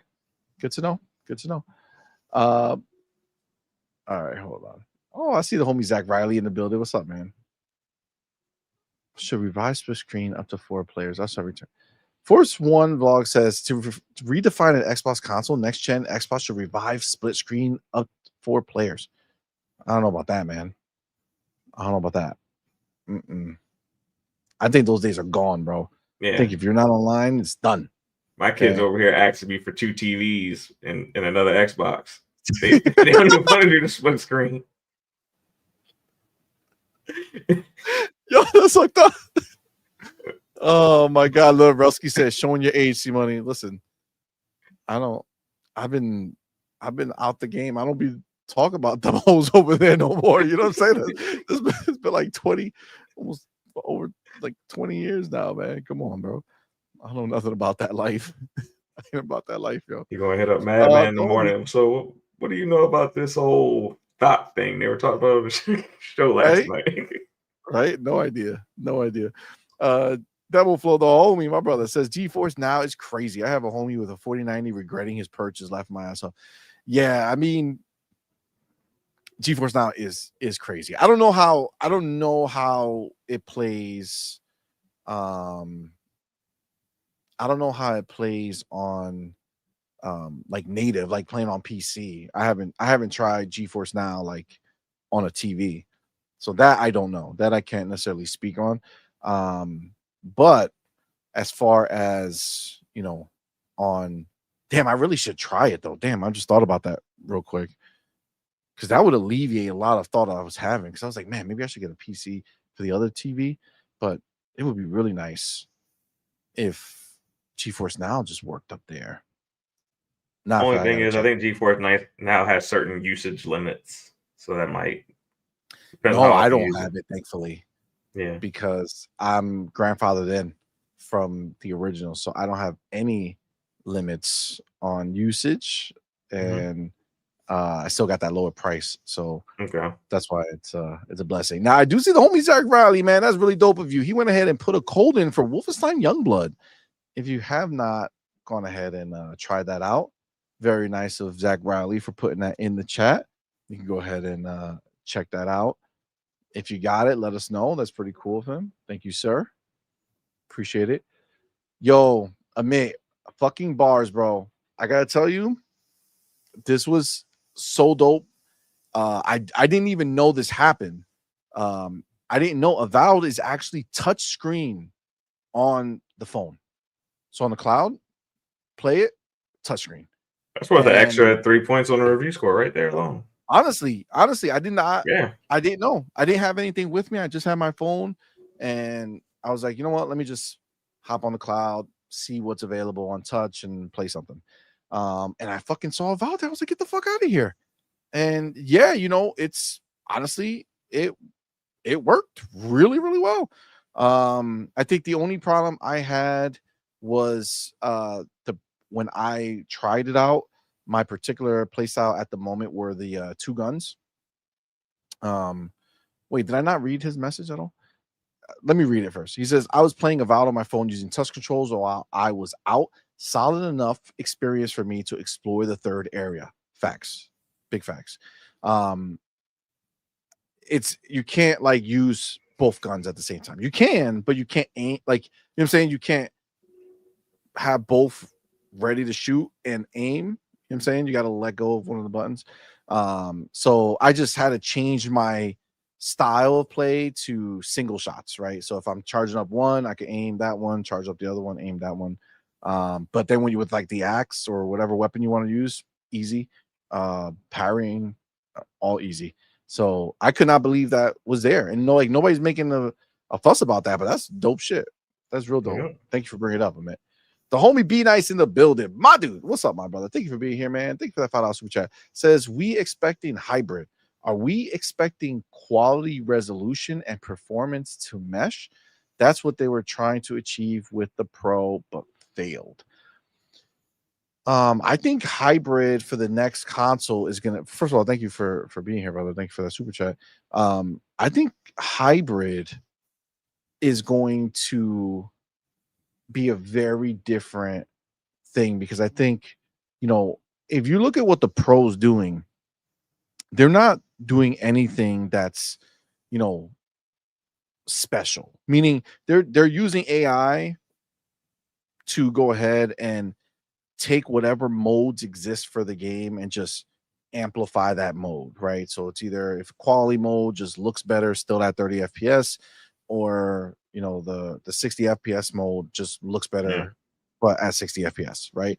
Like it's not like the 60 FPS didn't become 120 or 90, the 30 didn't become 60, right? It's just like the bare basic as minimum of it, where obviously we know that real upscaling, real AI from like Nvidia absolutely takes games that are 30 FPS native and takes it to 60, 90, 120, fucking 240, depending on, you know, how much scale you want to go, right? So PlayStation really has like the most bootleg, oldest, shittiest version of this shit, right? Where it's literally just amplifying what already exists. It's not taking what exists and making it, you know, newer, right? You're not getting a better frame rate because of it. It still has the same shit CPU or very close to it.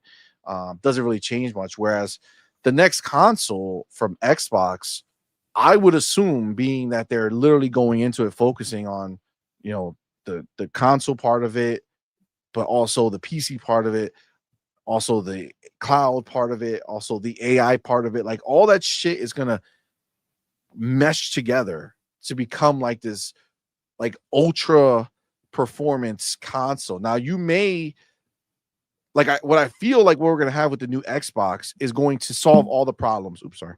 It's gonna solve all the problems that we have with the idea of 30 FPS or 60 FPS. I think you're gonna be able to play 120 FPS. I think you're gonna play 240 FPS, whatever you want to play, but obviously, you know, scaled, right? And how far the AI will go versus how much natively is being done. Like you'll still be in a position where if you bought like the latest PC like the latest GPU on the PC, you're going to be able to run natively higher, which will then allow your upscale to look better or run better. But I think Xbox is going to eliminate the conversation.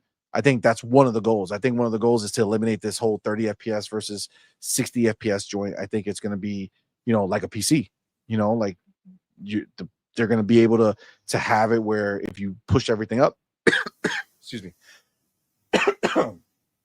push everything up, you'll get, slightly lower frame rates, but you can push everything up, or you can find a balance, or then use the upscale technique, right?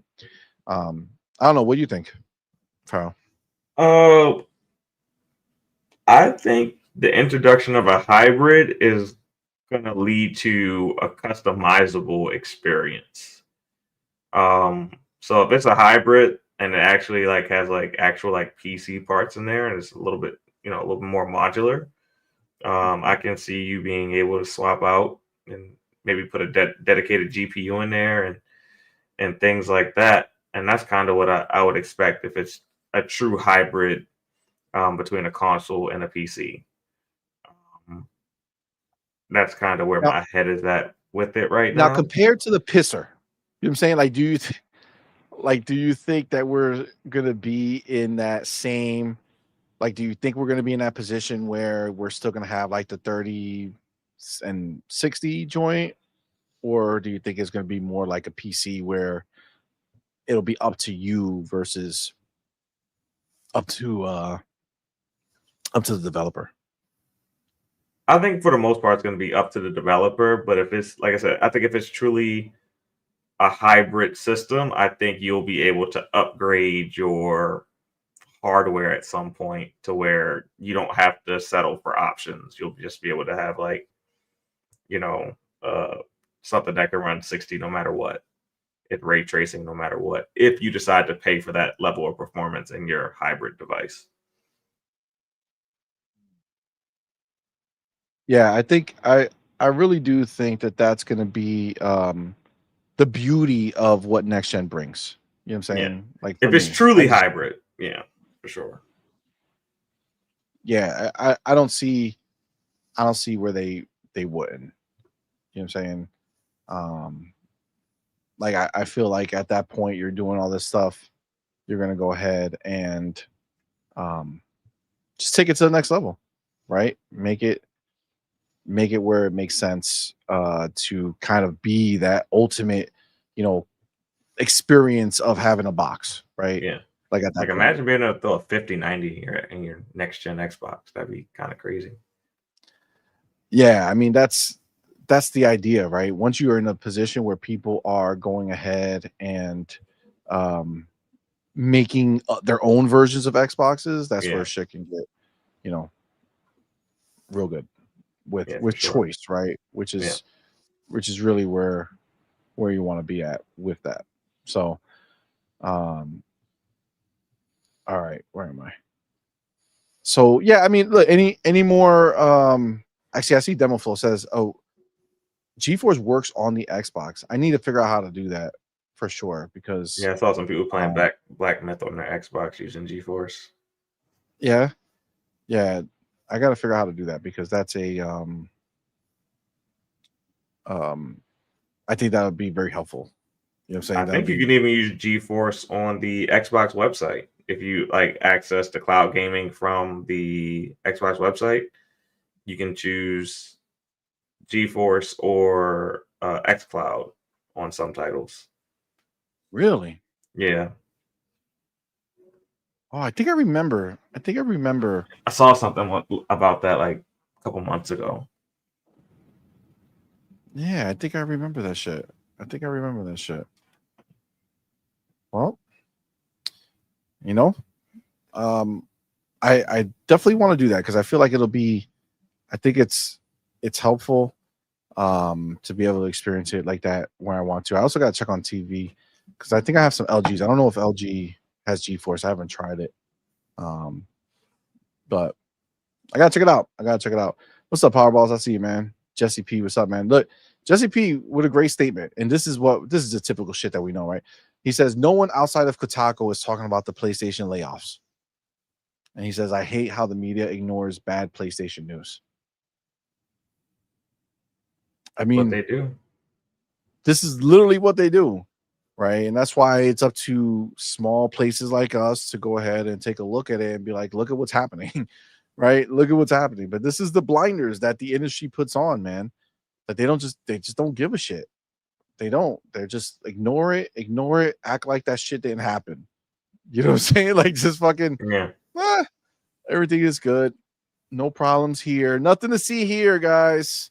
Nothing to see here. Everything's on fire. Keep it moving. Come on, man. Come on. It's all right.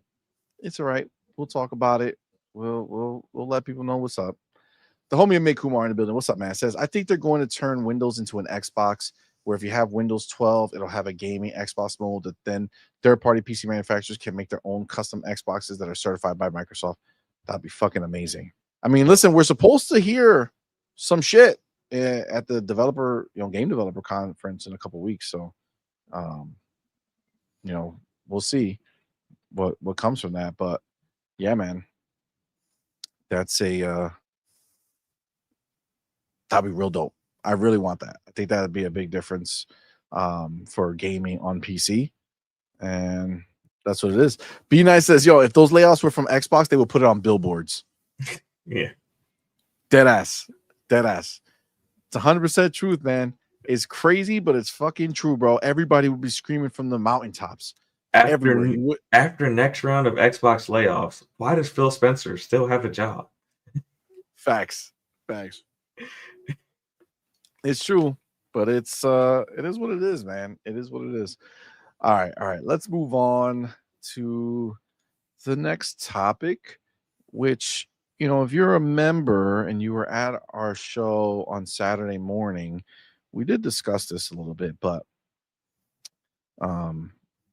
obviously we need to talk about it here, which is Forza motherfucking 5 is killing it on PlayStation. God damn.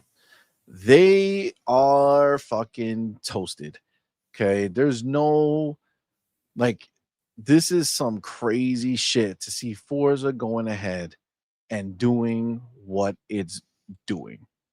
Okay. This is not a one-off location. This is not just here in America or in UK only. No. Forza is absolute proof that these PlayStation players are not only excited that these games are coming over, not like these ponies who are just using it as a ha ha ha, look at you, right? We have our games, right? Like that's like how we would mock them for games coming over, right? But they are lining the fuck up, bro. And understand, he didn't specify this, right? But Kami over here put Forza Horizon 5 is topping the PS5 pre-order charts in multiple countries. And dude, it's the actual next, the premium edition. This is the ones that you get that early release, the 4 days early before anybody else in the world, except for all the Xbox people and PC people who had it for 4 years. But you're gonna go ahead and get it early. The $99 edition. You're talking in UK, it's number one. In Canada, it's number one. In France, number one. Germany, number one. Italy, number one. Mexico, number one. Brazil, number one. And funny enough, in US, it's number 3. And then number 4 and 13 are the regular version and the deluxe version. But it is absolutely crushing. He has a picture here just from, this is, I guess, whatever the PS store country this is.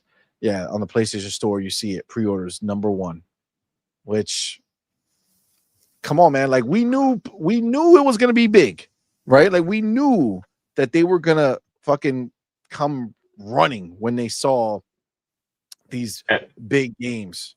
Where's the Xbox? That's the deluxe edition. Say it again. I was looking where's the deluxe edition at? And I was like, oh, there it is. Yeah. It's a it really is a phenomenon over there. You know what I'm saying? They are fucking loving it, bro. They're loving it. It's really real, like how much these people are fucking losing their shit.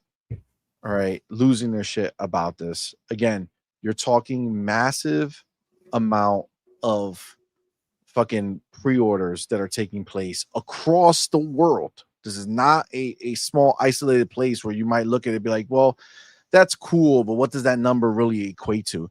No, man, that's every play. It's doing better than any PlayStation game at this moment across the world, right? That's so dope. That's so dope.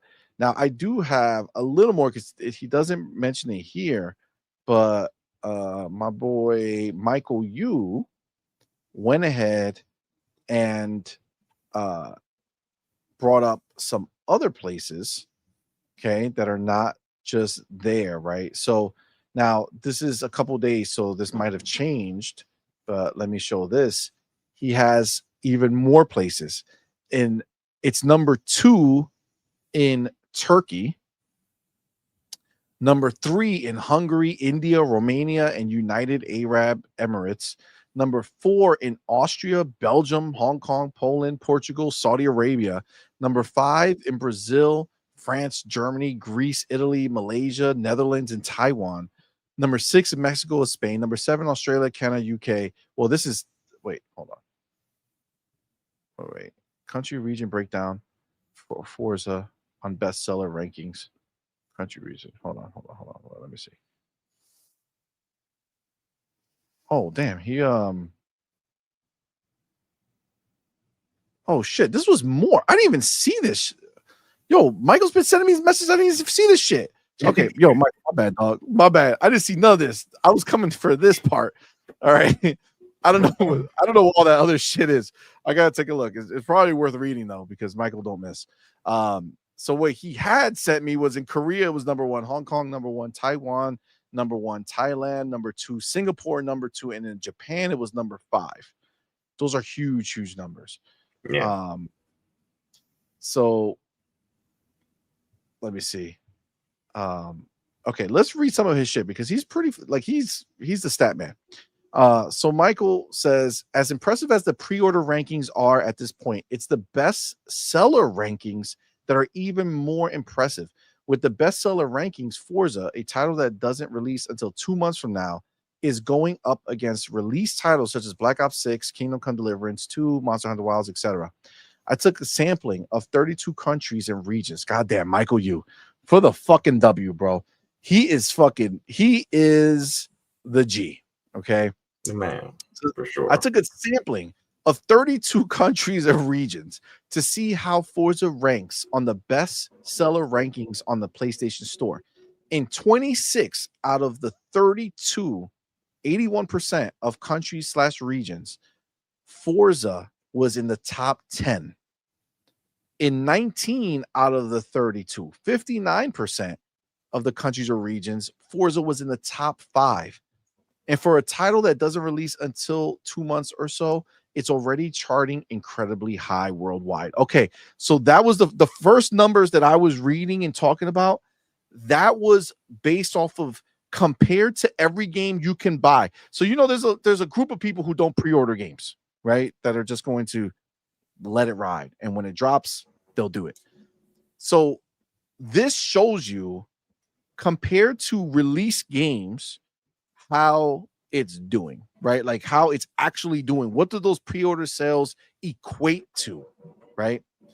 So he goes and he continues. It says, as we get closer to release, I fully expect Forza to hit number 1. I believe that. Oh shit. He says, also, let's compare Forza's sales rankings to everyone's favorite platformer, Astrobot. 8 days before release, Astro was a dismal number 40 on the bestsellers in France. 58 days before release, Forza is at 5 on the bestsellers in France. Say that again. That's crazy, isn't it? Yeah. So for a title that's so far from release to chart so high on the rankings shows incredible interest and demand for the game. Forza should easily sell several million on PlayStation, far more than Astra ever could have. My dude Michael, look at this. I didn't even a lot of shit was going on, Michael. Sorry, I didn't get to see any of this shit. Says country region breakdown for Forza on bestseller rankings on the PlayStation Store. Okay, so this is just where it falls on the bestseller list. So it's number 2 best sold game in Turkey, number 3 in Hungary, India, Romania, and United Arab, number 4 Austria, Belgium, Hong Kong, Poland, Portugal, Saudi Arabia. Number 5 in Brazil, France, Germany, Greece, Italy, Malaysia, Netherlands, and Taiwan. Number 6 in Mexico and Spain. Number 7 in Australia, Canada, and UK. Number 8 in Colombia. Number 10 in Indonesia and Singapore. Number 11 in Sweden. Number 13 in Korea and Thailand. Number 14 in the US. And number 37 in Japan. And he says, why is US so low? Because Xbox has a much bigger presence in US than other regions around the world. Also, racing is huge in Europe, bigger than US. Expect Forza to dominate in EU. Since last night, Forza hit the top 10 in Singapore. So now it's 27 out of the 32 country regions that now have Forza in the top 10 best sellers. 84%. And just to be clear, there are more than 32 countries, regions around the world where they sell PlayStation. Since there are too many countries, regions, it would be too much work. I just chose to stuck third two. Michael, you're the shit, bro. All right. You're the shit. What a phenomenal fucking, like, goddamn, the stats are crazy from our boy Michael Yu. That's so dope. And honestly, he's 100% right. Like, it makes more, like, it means more. What do those numbers equate? Because if you remember, Astrobot, right? Astrobot was like number 2 or number 1. One like the pre-order, like you remember it, like it was it was like number 1 on the bestseller list the month it came out or something like that. But it was a month where nothing big came out. So it was like, what does number 1 mean when nothing else really came out that month? Yeah. Like it just wasn't impressive, right? Yeah. But the fact that that Forza is just up for pre-order, okay? It's up for pre-order. And again, what do we talk about where the dollars are going to be compromised? Okay? Statistically speaking, people only buy 1 or 2 games a year. Talk about how in these countries, the dollars of pre-orders has equated taking over the sales charts, where if you're looking at most sold games in Turkey, it's number 2, right? In all these other places, number 5, number 6, compared to your Call of Duties of the world, your Monster Hunters of the world, right? All these games that are out there that exist. Man, what a embarrassment if you hear Forza come out, a 4-year-old game, and outsells Astrobot right off the rip. It's embarrassing that Gran Turismo didn't have these type of numbers before it launched. Oh shit. Michael Yu, if you're not here right now and if you're listening on the playback, maybe you could scrounge up. I don't know how deep you can go, but maybe we could get some Gran Turismo, numbers. I don't know if that's a possible thing to kind of see where it compares in the same timeline. But goddamn, that's crazy. That's crazy. And I mean, look, again, Forza is I would say slightly unique beast, because Forza is a racing game and it's a super high quality racing game. Obviously it's not a niche kind of audience.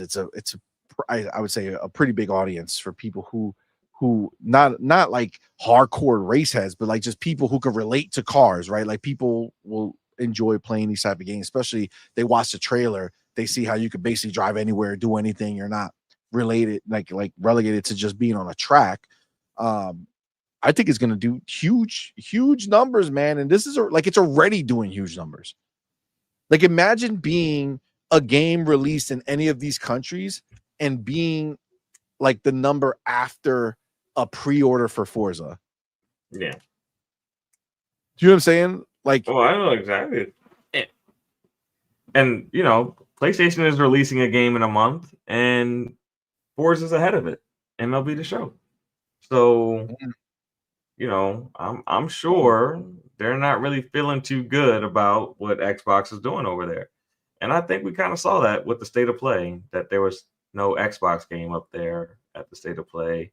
But my biggest takeaway from this is I don't want to hear anyone ever complain about Xbox marketing again and lack thereof, because it's not a marketing issue. It's a no. we don't want an Xbox issue, or Xbox isn't available in my region issue. Because I mean, they just said we're releasing it, and people going crazy all over the world for this what 4-year-old game now. So Facts. But this is to show you, man. This is to show you, like, this is. I would be really interested to know for Xbox, like, in these other places in the world, what would these numbers look like? You know what I'm saying? mm-hmm. Like, this is a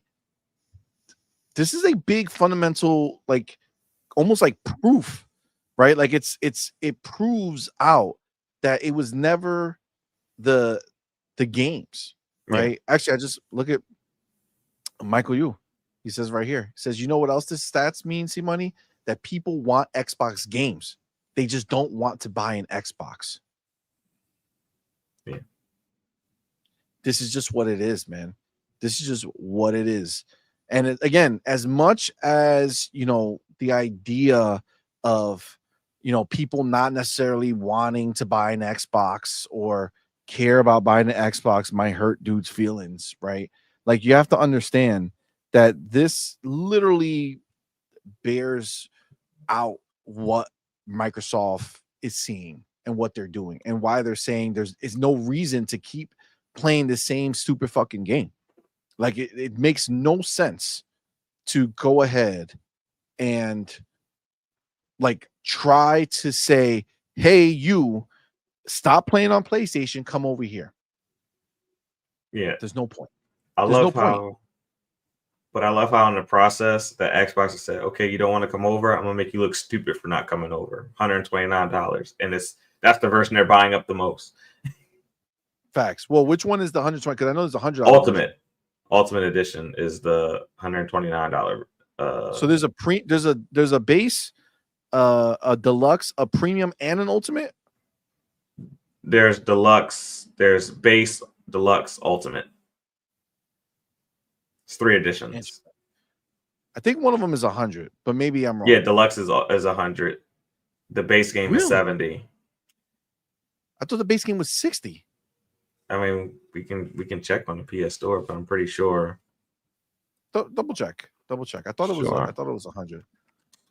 I mean, but even 100, like, even at 100, you know what I'm saying? It's still like you're playing it. Like, people are crying about the idea that Grand Theft Auto might be $100. Meanwhile, these motherfuckers lining up for an Xbox game like $100. Here's, please take my honey. You know what I'm saying? Like, please take it. So there's the premium, which is 100, the standard, and I guess I could have sworn it was $100 120 edition. But yeah, there's premium, standard, and deluxe. And the premium is 100. The deluxe is $79.99. Facts. Okay. I mean, and look, Walt Diggity says this: like, people really hate Xbox just because it's Xbox. They could have bought an Xbox and played Forza Horizon 5 years ago. Dude, I mean, look at what it is. This is the reality of what it is, guys. Like, this is, like, again, like, we always do. Like, understand, like, this is not something that we're just learning. When we became Xbox fans, right? We became Xbox fans not because it was the popular thing to do. That's why, you know, there's a lot of belief that there's more core gamers on Xbox side than there is PlayStation side, because PlayStation has always been the hype, right? They like, it was always a strong choice if you were an Xbox dude. Like if you met another Xbox person, you're like, oh shit, all right, you're I get you. I understand who you are, right? Because no random person just wanted an Xbox for the fuck of life. You know what I'm saying? They knew what was on there. They wanted to play Halo, right? They wanted to play Gears. They wanted to. These are like these core games that they definitely wanted. Whereas PlayStation, has just been around. Like it kind of separated itself from Nintendo, right, and became more of a grown-up thing. It took down Sega, right? So, if it wasn't for all the other ones, obviously went to the 3DO and all that other shit came and died, right? So it's like Xbox was the only one that came out and it was like, here we are. This is what we're gonna do. And if you fucked with them, you fucked with them. Like this is like you came here for a reason. Everybody else, they just play what they play. They don't give a fuck. They don't care. You know what I'm saying? Like they just don't. And the fact that you see how many people are just lining up to play Forza Horizon 5 in all of these countries, not just in one-offs here and there, man. This is global. This is a global phenomenon at this point where so many people are lining up to play this game. And these are all places that if this were just Xbox, most of these places wouldn't even give a shit. Again, Walt Disney said it. They could have played this game fucking years ago. Years ago. How can you fault Xbox for not saying, fuck this, let's just get their fucking money? Let's put this shit out there and let's get their money. How can you fault Xbox? All right, let's see. And according to Expert Beacon, as of 2024 of May, Gran Turismo has only sold about 6 million copies. Dude, I feel like this is gonna leap that shit. Yeah, it's gonna kill it. I feel like it can. If it doesn't, then number one, it'll show how irrelevant all these other countries are to overall numbers of PlayStation. Yeah. Like if this doesn't equal pretty big success as far as sales, like noticeable numbers, like I really don't see how it doesn't do it, right? Like it's going to sell a lot of copies. It's just number one, tied with the fact that it's an amazing game. It's going to do it. Fill more pockets. What's up, man? I see you playing.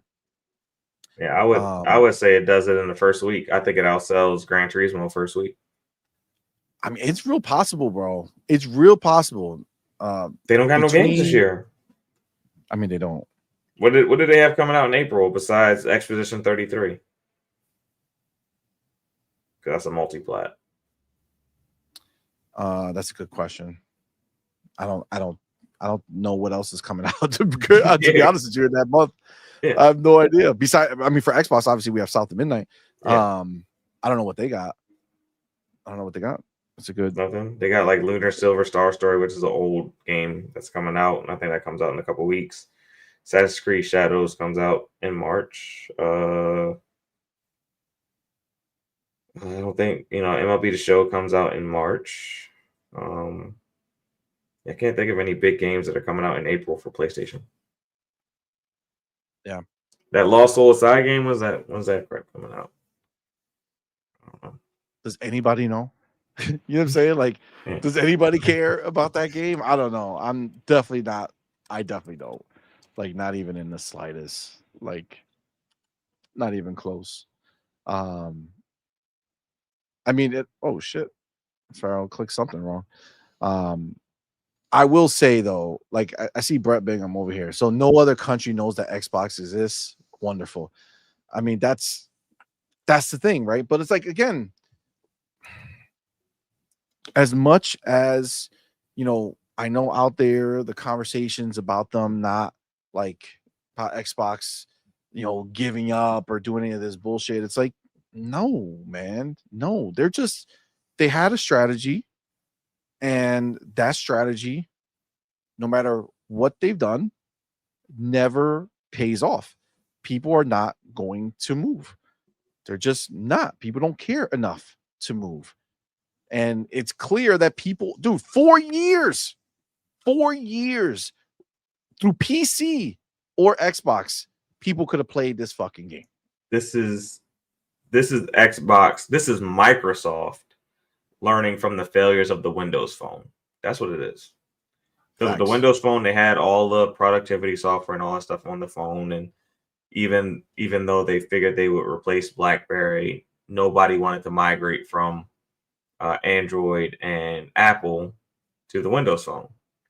And I think in this case, they've learned that it's still important to keep your hardware because they regret getting rid of the Windows Phone. But at the same time, we're going to make sure our software is available in as many places as possible where it makes sense to put the software there. And that's what they're doing. I mean, and honestly, this is what happened with Apple and all that other shit anyway, right? Like they just see it. You can keep fighting and going against the grain and hoping that you'll release that special game that people just can't live without. And I honestly, I think that ship is sailed. You know what I'm saying? There is no one game. That's why I say there's no one game that can save PlayStation. Yeah. Right. None of these games are going to save their first party studios. When Starfield came out and it was just review assassinated for no reason. Yes. I think it kind of sent a clear message that it really doesn't matter what we have. People just aren't gonna come over. Agreed 100%. Michael Yu says Phil was right in that they lost the most important generation, which was last gen.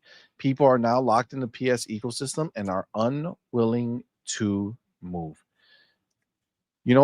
Michael, I think number one, I agree. I think he was absolutely right because that generation ultimately turned out to be a very important generation. And the reason that I think it became an important generation is not because of necessarily the way he kind of said it was that, people are more now all digital and shit. And, they won't want to move because of their digital library. And that's assuming that somebody would sell their console to get the next console, right? I mean, if you own a PlayStation and you had an itch and said, fuck it, I want to get an Xbox, you don't necessarily have to sell your PlayStation, right?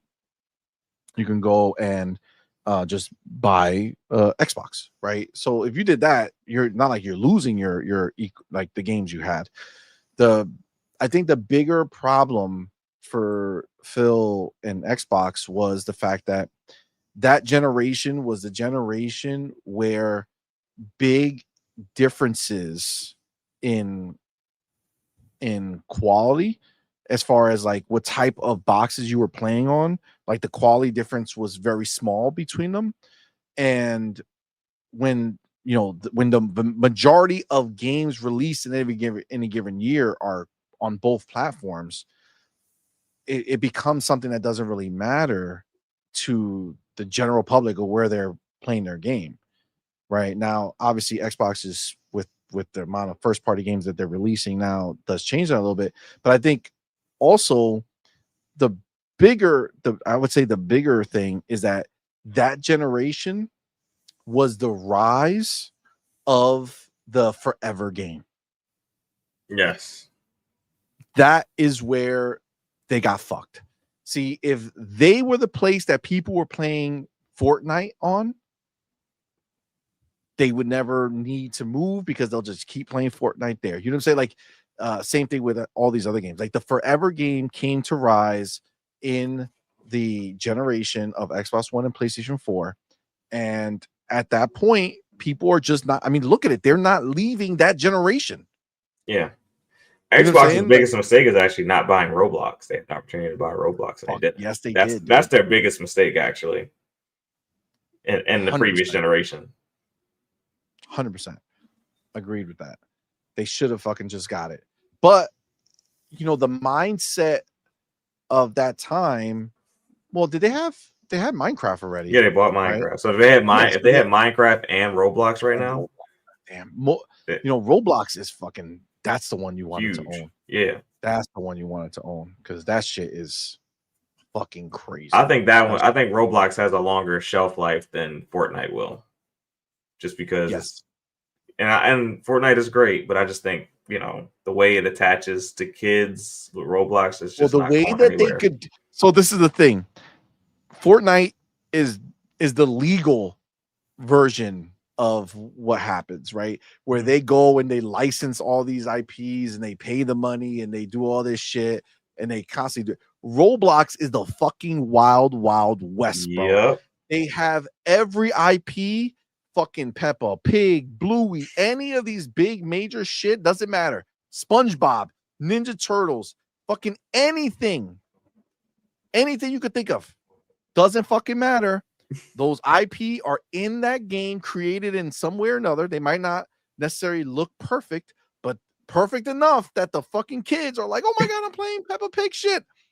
And this is, they're just free to do whatever. I don't know how Roblox doesn't get fucking sued out the fucking wazoo, bro. I don't understand what power they have over people. Because they don't create any of the content themselves is why they avoid it, I guess. But that's like saying, well, at Walmart, we're going to start selling fucking, I don't know, prostitutes Cocaine on the corner because they're not our prostitutes, but we'll still take a cut of the sale. You know what I'm saying? Yeah. It's like you can't just be in a legal store. But they don't sell anything, but they don't sell the games. They sell the Robux. So they don't even sell the games. They don't. It's all about, but they do sell the items. Yeah, they sell the Robux. Yeah. In the games. They do sell I guess technically, maybe you just buy Robux. God damn. I don't know. It's crazy. Maybe Microsoft, maybe life for Roblox would be different if Microsoft owned it. Maybe people would try to come at Microsoft for allowing all these things in their I don't game. know. Roblox is a publicly traded stock now, so I don't know. Is it really? Yeah, I think it's publicly traded. You can buy Roblox stock. Fucking Roblox, yo. God damn. But I mean, honestly, man, that's just what it is, right? Like that generation was the generation, man. And again, it's not, I honestly don't believe it's about the games that people bought. I think it's people are just comfortable playing the games that they love, and the games that they love are your Fortnites and your fucking Roblox and all that shit. And if they were the ones that had the majority of people playing Fortnite there or Roblox there, even though technically Roblox they should be, right? Because they've had Roblox was exclusive to them forever. Yeah. Until just Roblox recently. Roblox is trading at $66 a share. Fucking Roblox. Goddamn. And it's like graphically, people make pretty decent looking shit over there, just to be clear. Yeah, they do. Like especially when you play it on the console, it doesn't look horrible. Yeah, it looks pretty good. Yeah, it looks pretty good. So, but yeah, man, that's where it went. So, I mean, again, like you can fault them, you can say what you want, and you could wish that they would want to fucking waste every possible dollar they have to see if anybody would ever change, but it's just not, man. There's too many games nowadays, right? Like that whole system seller bullshit is done and over with, right? Maybe the only one would be like a Grand Theft Auto, and even then, I don't think that it's going to be, that massive, right? Like when you break down those numbers, I don't know if they ever broke it down. Like I know they sold over 200 million copies of Grand Theft Auto, right? But how does that break down by platform? And I don't even mean PlayStation versus Xbox. I mean, I want to know how many of those people are on console versus how many of those motherfuckers are on PC. I think PC has taken over that bad boy. I feel like with the private servers and everything. Yeah. Yeah. I feel like PC is the place where the vast majority of those people are. I don't think it's console. Yeah. I don't. So I don't think because all the mods and everything that you do in Grand Theft Auto, like you got a PC for that. So I think a lot of those hardcore folks are on PC for the most part. I mean, obviously, console is the place where it always launches first. Mm-hmm. And it sits there for like a year or so before they drop it on PC. And as much as the console is like their their sweet spot. I think that's less about the success of where people buy it and more about Rockstar being able to hyper focus on, certain SKUs, right? Like just a few configurations that they can say, okay, we're going to make this as fucking good as we can. And then after that, it's like, all right, PC, here we go. And just fucking let it go wild. Yeah. And plus I know that they know that people will double dip. People will buy it on console because they want to play it and then buy it on PC to go mod that shit and do all the other fun shit that they want to do with it. For Realistically, sure. it's pretty good. So, but yeah, this is honestly, this is a huge thing. All right, and that's just what it is. Now, did I miss this? Oh, I think I did. Let me see. Did I read this? Brett Bingham in the building with that $5 super chat.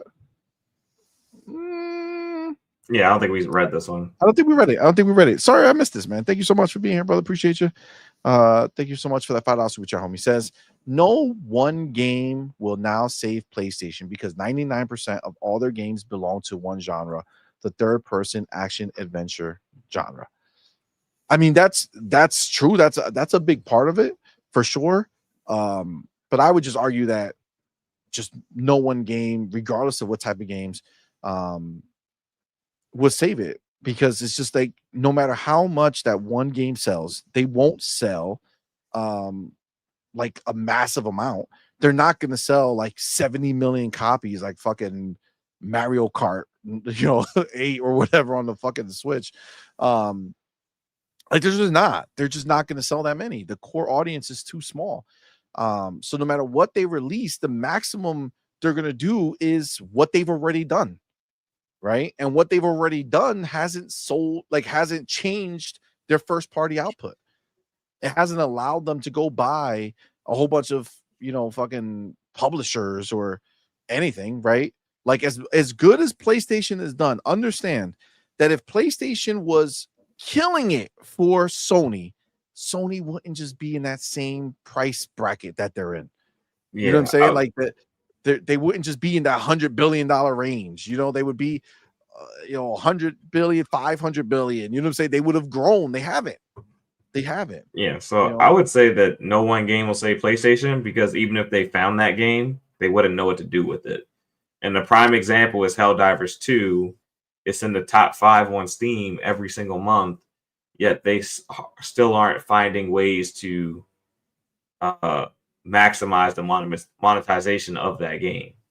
So they had Destiny 2, which is doing well, and they allowed this Final Shape shit to come out and basically sunset a game that was a cash cow for a decade without any Destiny 3 on the way. Like, come on now. Like, are you serious? Like, they just don't know what they're doing. And if they knew what they were doing, they would, maybe one game could save them. But even if that game fell in their lap, if a Minecraft, if a Fortnite, if, Apex, if any of those type of games fell in their lap, they wouldn't know what to do with it.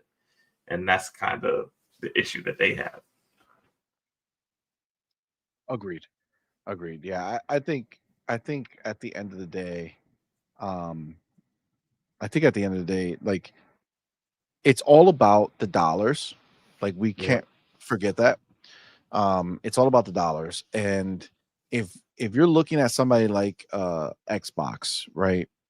For them, the big thing, and like Shuhei Yoshida was just on Colin's show not too long ago, doing an interview, Colin Moriarty, and doing an interview basically saying how when he was running shit, like the shareholders, they don't give a fuck about these single player games. They want recurring revenue, right? Yeah. So that's why Sony try to change and try to get all these fucking games as a service greenlit and trying to find a hit, right? Where Xbox, we talked about this before, but Xbox had the foresight to say, well, in order to save single player games and allow them to exist and to continue to be invested in, they instead took the idea of making games as a service, and they turned it into like a platform as a service, right? Yeah. And they took Game Pass, made it something that honestly just is a beast. But it's their recurring revenue service, right? It's what they are excited for, and the beauty for us is for that to grow, for that to keep going, they need to keep investing, right? They have to keep pouring in new content, whether it's from third party or first party. That's why they want to have so many first party publishers and studios that they can go ahead and continuously put in more and more into the ecosystem for Game Pass, because that's their recurring revenue. And they're obviously they already have the games that are recurring revenue as well, between Minecraft and Call of Duty and shit like that. So they are already there. You know what I'm saying? Like, they have that. So the last thing that they were missing is, having their games go to these other platforms. And what they don't realize, not what Microsoft doesn't realize, but what these other people, especially these ponies, don't realize, is that when you take away the pony narrative, like the hardcore that are going to talk shit or be pissy, the rest of all these people, right, who are gobbling up Forza, are going to do what? They're going to become Forza fans. And when that next game drops, whether it's on Xbox, some of those people are not going to be able to wait and want to play it on Xbox, or want to play it on PC, or want to stream it, or they'll just wait. And then when the next game comes, it's going to even do better than Forza 5 is doing, because right now this is just based off of hype, not experience. Yeah. Once it becomes experience, once it becomes these people are like, oh my God, what a fucking game Forza Horizon is, there will be no bad reviews. You know what I'm saying? When this shit drops, the reviews for the PlayStation 5 version are going to be amazing. And they're going to be like, oh my God, it's even better than the Xbox version because there's ray tracing on the track. Like, this is the conversation that's going to happen. More and more people are going to want it. The pre-orders are just the start, bro. Once the world is playing Forza in every country on Twitter, in all their different languages, they're hyping up Forza, it's just going to spiral. Yo, you might not like realize, but the fact that there's 44 million people who play fucking Forza Horizon 5 on Xbox and PC is fucking huge. Like, that's crazy for a game to be able to achieve that. It's going to keep going, bro. It's going to keep growing and growing, and that is just what the plan is. That's Microsoft's plan. Show these people that we make good games, and then have them continue to buy our games. You know what I'm saying? Just have them continue. Whether that means they buy an Xbox or not, ultimately doesn't really matter to them. They don't care. Like, would they like it? Of course. Sure. They would love that. But they know that at the end of the day, you meet the customer where they at, and that's where you find success. You force them to try to move, you try to put the gun to their head and be like, yo, if you don't move, you don't play it, then your game gets forgotten or gets put to the wayside. And then what happens when the next generation Xbox comes out and it's around the same price as the PS5 Pro? People are going to start having decisions to make. Facts.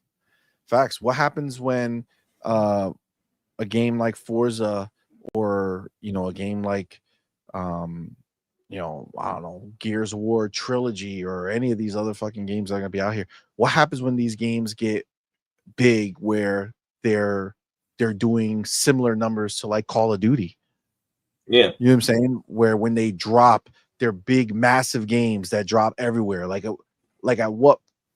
What happens when that becomes the case, where these games that are fantastic games that only got certain amount of players because of where it is, once the fan base opens up, once the world gets to look at it, like, there's no game like Forza Horizon 5 at that level. Yeah. You know what I'm saying? Like, there's just not. Like, the Crew Motorsport, if you think they're on the level, you're confused. Okay. You're wrong. They're not, right? They want to be, right? They try to be, but they're not, right? So This is going to be a huge thing, man. And it just shows, look, is every game that Xbox drops over there going to do these numbers? Probably not, right? Probably not, because they're still Gears will. If they do I mean, Gears, I think Gears has a possibility. I think if it ends up over there, it would do those type of numbers. yeah, I mean something Fable, like that. I think would do Something like really good over Halo, there. Fable would do really good Fable. over.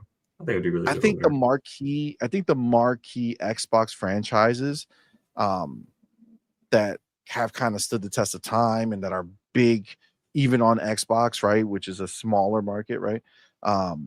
I think those games, when you put them everywhere, are going to have the biggest chance to really kind of explode and shine. Like, as much as Halo is forever an Xbox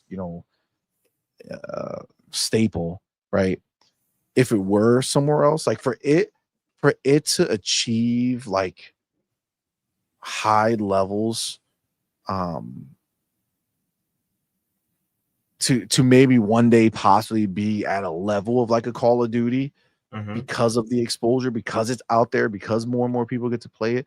I mean, that would be fucking crazy. Yeah. And the real problem for Sony is that Xbox has so much IP, it makes it hard to place your game where you want because Xbox can always kind of ruin your day with something. Especially when they're releasing like 15 games a year. 100%. 100%. So where Michael Yu says Matt Piscatella also mentioned that exclusives don't mean as much anymore. The games do matter per Matt, are Fortnite, Roblox, etc. Those are far more important than exclusives.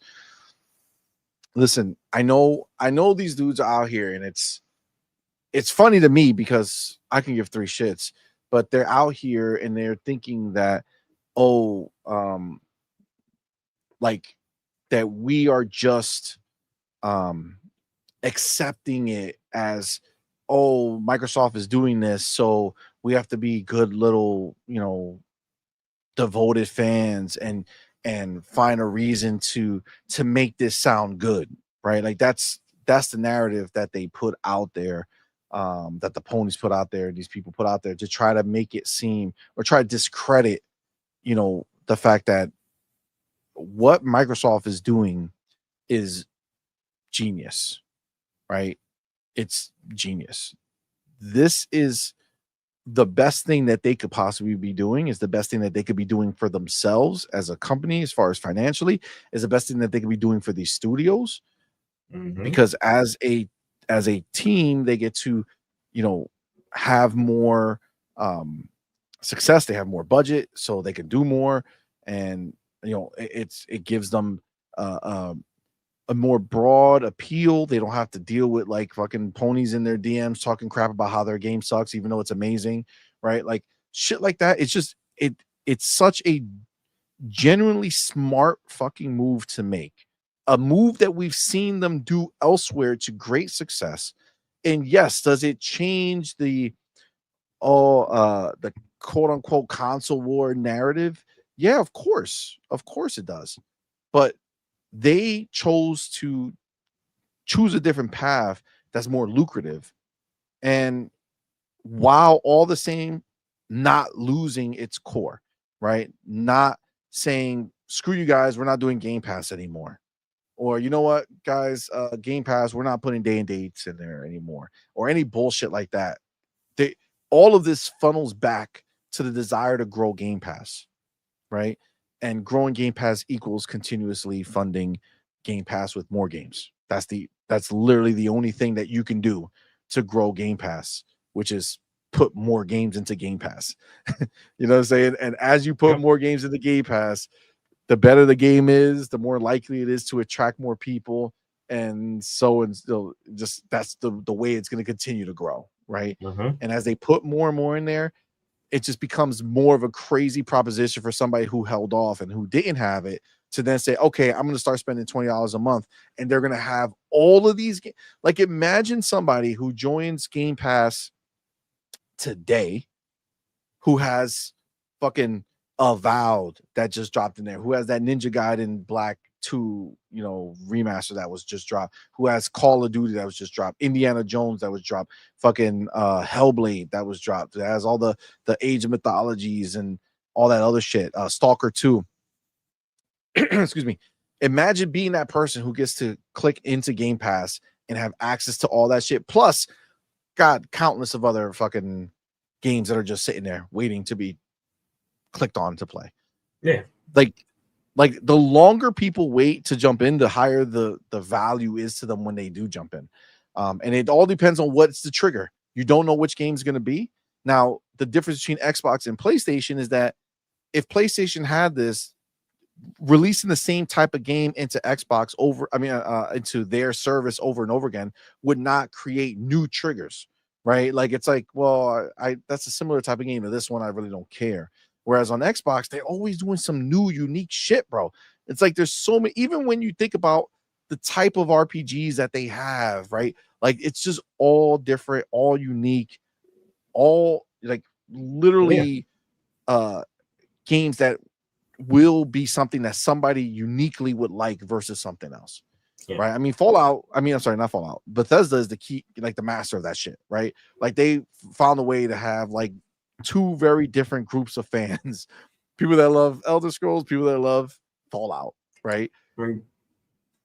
This is what Xbox is doing, but just on multiple fucking like lanes. You know what I'm saying? Yeah, if you just go 12 months back and you look at the diversity of Xbox's lineup, it's crazy. Whether you look at Diablo or Age of Mythology or Ninja Gaiden Black 2 remake, South of Midnight, that's coming out soon, Avowed. I mean, you just kind of look at everything that has come out. Call of Duty, Indiana Jones, they're all different experiences. They're not all the same game or the same type of games. Not even close. It's crazy. Yeah. But it's true. It's fucking true, man. This is just what the future is for gaming.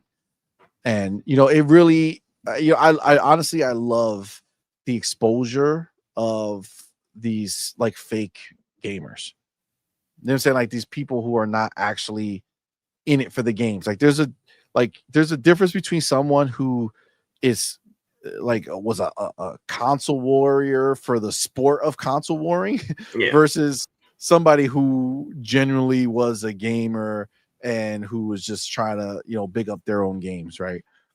And at the end of the day, the fact that we're getting more games than ever, the fact that these games are all coming into Game Pass for the most hardcore Xbox fans who do pay that monthly subscription to get access to these games. I mean, it's a beautiful fucking thing, man. And the fact that it's not stopping or slowing down is crazy to me. Yeah. Like it's crazy to me. If anything, they're doubling down, they're going further, right? They're putting more and more in here. Which is fucking the whole spectrum, man. Everything from the biggest games to the smallest games. Even the smallest games, you're still getting like the unique shit. They're all coming in here, man. And there's something for everybody. And really that's what this shit is about, man. For sure. That's what it's about. Got the homie Brett Bingham in here. It says maybe the concept of recurring revenue is lost on ponies and why they think non-recurring revenue in the form of console sales matters so damn much. I mean, it honestly doesn't make any sense. I don't know. I mean, look, I think we all know, right? As much as we might say something like, oh, it doesn't make sense why they do this. We know why they do this shit. We know why they sit here and they flaunt console sales. Because if they weren't flaunting console sales, what else could they flaunt? What else? What else could they say? Nothing. You know what I'm saying? What games? What games are they going to flaunt to you that released in the last year that they love so much? Last year? Stellar Blade? But no one bought that. Nobody bought it. That's what I'm saying. Who loved it so much? Outside of the freaks who were obsessed with it. I'm not saying that everybody who played it, were freaks or whatever. I'm talking about like, you know, the people who really were sticking with it for a long time, posting the shit is always, you know, these upskirt shots or like the suits and all this stuff, right? We Did didn't you see a bunch of people having fun playing that game. Yeah. Did you see that they did so many upskirt shots that they put out an update that when you try to get an upskirt angle, Kicks you she away. kicks you away. Ain't that some shit, yo? Yeah. It's crazy. But it's the truth, man. It's the truth. Like there's nothing there that people are excited about. Even when you look at, if you look out to something like, you know, Ghost of, you know, what's Yote. goddamn, what is Ghost of the fucking Yote. name? Ghost of Yote. Yeah, nobody wants that game at the moment. Like, who's pumped for that? You know what I'm saying? I'm not, and don't get me wrong. Like, if you're a fan of Ghost of Tsushima, I think there's a lot of people who are probably, you know, pumped for that. But like, it's almost like they're ashamed to be pumped for it because they know that they're upset that it's not a sequel to the game that they fucking liked. You know what I'm saying? It's just another game in a different, like, I don't know, man. How can you invest me in the story and then just get rid of it? It's so stupid, dude. I just don't see it. And then don't get me started on fucking Intergalactic, right? No one's excited about that game either. No, they're all fucking hate that game. Like, I am a Naughty Dog fan, and as much as I'm like interested to see what they do, like, I'm not excited for this game. Like, had they announced Last of Us 3, I would be like, oh shit, let's fucking go. I'm ready to see what they do with it, right? That's just, I'm a fan, right? It just is what it is. But this game, I don't, what the fuck? I don't know this chick. I don't know what the story, like, I don't have no tie to this world. It doesn't look amazing. They didn't do some shit that blew my mind, right? They showed a chick shaving her head. They showed some sneakers, a stereo system, a Porsche spaceship. Yeah. You know, and then some fucking bullshit at the end where she's jumping with a sword to a bad guy. If anything, that last part made me say to myself, are they trying to do like a Souls-like type shit? Because Neil Druckmann did say some shit about how Elden Ring or one of those From Software games kind of like inspired him. Like, if that's what it's gonna be, throw that shit away from me already. You know what I'm saying? Like, what a waste of my life. That idea is, right. So it's like, come on, man. And Soros looks like it has potential, but it looks like another game that nobody will buy. No, I mean, it's just a fucking. All they did was show a CG trailer for it. Like, honestly, like not Intergalactic. Goddamn, now I'm putting them together. What was that other one? Returnal. Returnal, like, it has a lot of shit coming at you and there's shit everywhere and it looks crazy from that perspective, but it's not like I never looked at that game like it was some stunner. Like, I never looked at it like, oh my god, look at this. It's like beautiful. They're a studio that has some potential, but they got to figure out like how to make a game that people actually are going to enjoy, because they try to do that roguelike thing to the max and it kind of takes you out of like enjoying the game at some points where you got to like clear like a whole biome before you can go and play a different game. Yep. It's true, man. It's fucking true. I don't know. I don't feel like any of that shit matters at the end of the day. Like, none of this shit matters. And I think ultimately Xbox has a reason why first party is important to them. Yep. Okay. This is just the reality. Again, you gotta get rid of the fluff and the bullshit, bring it down to brass tacks, and why all these people who talk shit about thinking they know shit, why it's irrelevant what they say. Because at the end of the day, the thing that makes Microsoft so genius is that everything they do layers on top of each other and it all relies on the next part, right? So for them, having first party studios makes sense, because if it's a first party studio, the game is going into Game Pass. They don't have to worry about license shit. They don't have to worry about cutbacks or any of this shit given to them. They don't have to worry about how long it's going to be in there. It's theirs. If there's a month where there's no third party games coming out, doesn't matter. They have their own shit that they can put in there. Like, they are, again, think about it like Netflix, right? Yeah. Netflix is very similar to the trajectory that they went through is the same as what Xbox did. In the beginning, Xbox was all third-party shit, right? Like that's just what it was, third-party shit, and that's what Netflix was. And I remember when they took out, was it Office or The Friends? Like I remember like Netflix lost one of those big shows, and people were like, "Oh my god, they're fucked." Like Oh, yeah, they lost The Office. Yeah, the Office. Yeah, I think they have Friends too at some point. they may have had Friends. Yeah, and they lost that too, right? Because obviously the people who they had other deals, right? So it's like people thought they were fucked, and Netflix just doubled down on their own shit. They can make their own shows, they can make their own shit, and fucking A, man, like it's fucking great, right? Like we need Netflix for us because they make these fucking reality TV shows that I hate anywhere else, but for whatever reason, they just know how to do them. They just know how to make them, and me and Doodle fucking love them. We watch them and we have a good time. So it's like Xbox understands the value of being in control of your own destiny when it comes to this shit. And because they have the best studios in the world right now, right? They have all top tier studios. They don't have any shit studios. There's nothing like, what is this garbage studio that they have? Every studio they have is a banger. And with the freedom of not stressing about making a certain type of game because the publisher needs that to happen in order to sell it, like the PlayStation first party studios who had to change the games that they would make because they knew PlayStation wanted live service. So they had to come up with some bullshit pitches that they didn't really care about, but they needed to get a game greenlit. On this side, that's not what happened. Xbox knows that they can have all these studios pumping out high quality content to the point where Xbox literally can be sustainable just off of first party after I feel like they maybe need a few more studios. one Maybe more another publisher, and yeah, they'd be good. Get another publisher, but they need another, and the reality is they need another Call of Duty, quote unquote Call of Duty. Okay. And by that, a game that comes out every year that brings in sustainable, like foreseeable dollars. They need either an EA or a 2K. Those are the only two that would make sense for them to go ahead and purchase.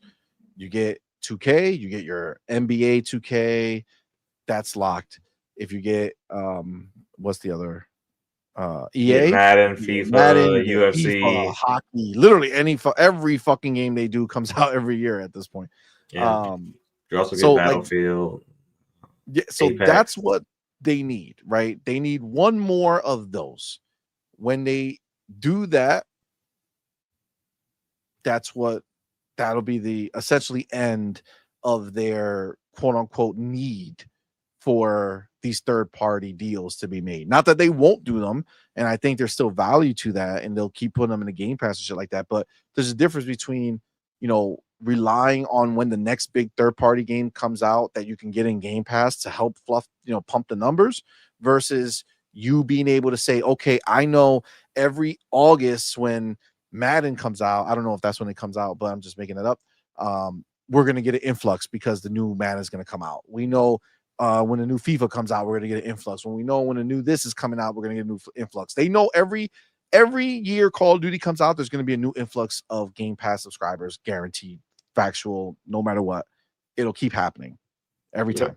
So that's what they're going to be looking for. They want to know certain amount of times per year they have a guaranteed pump of new subscribers, which obviously all these games do it anyway, but like massive, right? The big spikes because they know the new Madden is dropping, the new big game is dropping. I don't know why. I feel like 2K, I thought they had more that was yearly. Is it really just NBA? They have NBA, they have WWE, they have WWE, tennis. That's big. Okay, well, tennis is not that big, but Top Spin, and I think they might have one more sports game. Okay, well, WWE is big. WWE is big. So you got NBA 2K and you got WWE. I mean, he's greatness awaits as PGA. Oh yeah, they do have golf. They have golf. I don't know how big that is, but you know, this is what it is. Who makes NHL? Is that EA or 2K? EA. Okay. So I don't know. I feel like that's once that happens, that's just gonna keep this shit going, bro. For them to be able to just get to that next level with Game Pass, that's what they need. They need more big games that people are going to show up for, guaranteed every year. That will be the difference between what's happening with Game Pass now to what will happen in the future. If they could secure another publisher that releases yearly guaranteed top 10 every week played games, that's where Well, if they purchase EA, they would have, I think, either 5 or 7 games in the top 10 every year guaranteed. That's what they want. I'm telling you, if you want to know where their next purchase is going to come, I've been saying it forever. Look at that top 10 list. That's where they're going. They want that shit, and that's the that's going to be the play. That's going to be where they're heading for sure. For sure. EA has been interested in selling in recent years. They've kind of been flirting around with selling portions of the company. I think they tried to do like a deal with Comcast, where Comcast bought part of EA at one point. They've tried to get creative with a couple of deals. So, I mean, it's possible. Facts. I think the problem with 2K, and I think it's a great fucking phenomenal purchase if they get it. Like, I think that would be great. The problem with 2K is that they do have a bunch of big games they just drop whenever the fuck. You know what I'm saying? Like, you know, the new Mafia, like that's gonna be big, but you know, how long does it take to make that game? You know, the new Borderlands, how long has it been since part 3? Grand Theft is every fucking 10 years, you know. Red Dead Redemption, you know, every fucking same, right? Pretty much every 10 years or so. So it's like every 5 years you get a new Rockstar game or so. So it's like, I don't know. I feel like they'll have exciting projects coming from 2K, but like recurring, I think EA is probably the most dependable, the one that makes the most sense. Yeah. I don't really care for 2K. It's a little too predatory in my mind, and I think eventually it's gonna like collapse on itself. I mean, maybe. The hard part for them is they have something that everybody wants, which is Grand Theft. Yeah. As long as they have that, it's a hard one. Obviously, the other one that people would imagine they would purchase would be Epic, right? To get Fortnite. Yeah, but that would be more billions than I think we can imagine. Yeah, but it would be worth it. Yeah.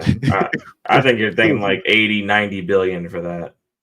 Really? I don't know. Because you gotta remember it's based off of net, right? Like it's based off of net. And to be clear, Epic, obviously their entire company is funded by Fortnite. You know what I'm saying? They also own the Unreal Engine. They own Unreal. Yeah, that's what I'm saying. The Unreal Engine is kind of what puts it over the top. That's true too. But think about it for Microsoft, right? They have number one, what we've been talking about, right? Oh, well, you have like this cross platform, put your IP. You own Fortnite, you fucking all your IP, you could boom instantly monetize in Fortnite, right? Without worrying about what Fortnite thinks is good to put in, right? Yeah, like for sure. You could do that, right? So you own that idea. But also, like, so many of their games are being made on Unreal. Yeah, but I say the fact that you get to absorb all the licensing costs for everyone who's using your engine would be huge. Dude, that would be crazy. So Greatness Awaits says Epic's games market cap was valued at 22.5 billion in early 2024. So even if they fucking double that shit and say here's 44 billion dollars, we own this shit now. You got to remember, there's a big difference between Sony and Xbox, right? And Sony and Microsoft. See, for Sony, if they were to make that purchase, that would equal massive amount of debt. that they would have to undergo to own that, and then all the money they would be making would be to pay off that debt until they eventually do, and then it will be profit. Microsoft is not going into debt. They're taking cash that is sitting there and investing it and immediately turning a profit on their investment, right? It's not, you don't need to recoup $44 billion to make a profit, because in their mind, remember, that's an asset. The company is worth however much they're paying for it. Typically, they feel like it's worth more than what they paid for it, right? So they're just moving their money and putting it there. Meanwhile, the interest that they're getting is the profit that they're making off that purchase. So every time the skins and all that shit get purchased on Fortnite, all that shit is just extra money they wouldn't be making if that 44 billion was just sitting in the bank. You know what I'm saying? Yep. So it's a very different situation. So they never are lost by making these deals because they have the cash for it. And the alternative is for it to sit there and collect interest. Not that it doesn't, but still, it's not going to collect it like they would if they were just getting Fortnite money. You know what I'm saying? Yeah, Like, sure. it's a big difference. You know what I'm saying? It's a big difference. And at the end of the day, it would be great. Cold Start says, "Yo, what if Microsoft bought Sony?" That wouldn't be able to happen. Regulators would not allow that to happen. Yeah, they wouldn't. Xbox could literally buy anything other than Sony and Nintendo. And technically, they might even have a chance for Nintendo because they might be able to prove that they don't directly compete with each other, whatever bullshit. That's what Sony try to do. But I don't know. Talis Ray says Xbox will buy 2K. They will buy something. I know you said you don't want it, but realistically, between Epic and 2K, which one do you think they would buy? Between Epic and 2K, I think Epic probably makes or EA. You could throw EA in the mix too. Between Epic, EA, and 2K.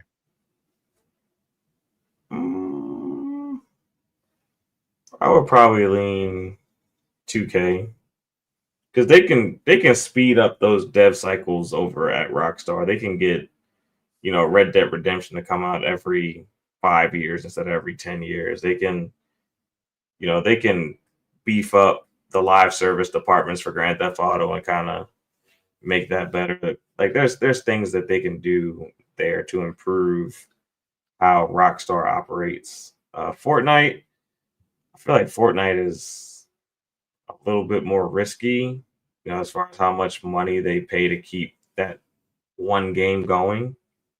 So that might be a little bit, too rich for their blood. And which one? EA, they are Epic as far as like the daily cost of running Fortnite. I know it's a cash cow, but still you got to pay all those developers. You always got all this content that you're pumping into the game and things like that. It's just probably a little bit more risky than some other titles that they have, even though Fortnite's wildly successful. So I would probably lean between EA and 2K.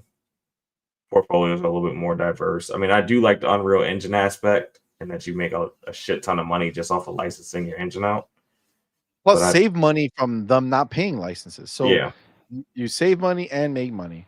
Yeah, I would probably lean a little bit more towards EA of the three, though. EA makes so many games, so you put a whole bunch more games into your Game Pass catalog, because it's not just sports. They also aren't they the ones that just publish Split Fiction? Yeah. So It Takes Two is also a game that they've done. The Dead Space games, that was them too, right? Was Dead Space? Yep. So I mean, they have a ton of IP. They have a ton of Mass IP. Effect. I would look at EA like Activision. Yeah. Where, Activision has shifted, by the time they were purchased, to a Call of Duty focus, right? And then Blizzard had its World of Warcraft and Overwatch. But like they focused on what made the money. That's what EA has done. right? Mhm. EA has focused on what makes the money. They dropped different sports titles like baseball they used to make, but it wasn't making them that much money. You know, a lot of different shit. Basketball they wanted to get into, but it's not making them money. Yeah. So like they just focus on what makes them money. And if Microsoft were to buy them, you essentially get a kind of, you know, flood of IP that now becomes available. You know, you could start hiring Oh. back studios or within studios to, you know, kind of bring EA back. And I mean, obviously, you also got things like BioWare Yeah. and Mass Effect that they own. Fix So Dragon Age. Somebody fix Dragon Age, please. yeah, Dragon Age, right? Well, I mean, think about it. You talk about IP. Can you imagine, you know, Obsidian getting their hands on a fucking Dragon Age, right? I mean, Yeah. there's just so much. There's so much IP that EA has. You know, they're old as fuck. You know what I'm Yeah. saying? Like Yeah. they go all the way back to fucking Sega. So like the original Sega. So Mhm. like it was like it. I mean, they have tons of IP. Yeah. It would be like buying Sega, Yeah. pretty much. You know what I'm saying? And I think we all kind of just put Sega in the bucket of probably being purchased, right? Like Yeah. at some point. I think you they're know? gonna go east with their next purchases because I think they just want to diversify. But if we're talking about big publishers, yeah, I can see EA being one of them for sure. Yeah, I think so. I think so. Um, yeah, ultimately, this is you know, this is all possible because of what Microsoft is, right? And the fact again, we talk about it, but the fact that we can make have these discussions are huge. But before we move on, just kind of get back to it, you know, Forza being as successful as it is on the PlayStation platform is doing exactly what, you know, Xbox intended for it to do, is penetrate markets that they never would have ever reached, even on PC. You know what I'm saying? Like think about it. Like on PC, these games are purchasable, but there's just places where consoles are that are they're ready to buy. Yeah. So good on Xbox for making this decision. Um, real quick, I know Wacko Games, you have put a thing back here saying why couldn't Microsoft buy Sony, shut down Xbox console, and only sell the PlayStation since it's a stronger brand? But then you'll be shutting down a vertical, like you'll be shutting down a market and essentially making it one choice for consumers, and that's why regulators won't allow it to happen. Yeah, because like they could consolidate and go with only one brand, but then next thing you know, PlayStations they start at a base price of $1,000. Like kind of like Nvidia, they don't really have any true competition on the market, so their GPUs are just priced that way, or the fuck they feel like it. And like you know, Agreed. some people are buying the AMD GPU, but you know, it's really looked down upon to have an AMD GPU. So a lot of people kind of the same way it's looked down upon to have like an Xbox. So in a lot of places, so you know, it's kind of like that. So they don't want they don't want an Nvidia in the console space, basically. Yeah. Yeah, agreed. Um, all right. So got a couple of other smaller things, but still, you know, worthwhile uh items. Let me just grab it very quickly. Oop, wrong place. Go here, go here.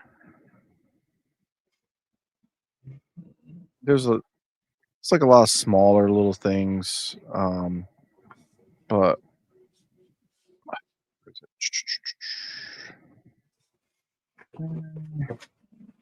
let's do it. Come on. Where are you? All right, here you go. Again, smaller, but still like worth having a little small chat about. All right, so as you guys probably have heard, um, and big shout out to them. I really wasn't expecting this. Split Fiction reviews are out. Yeah. And apparently it's a fucking smash hit.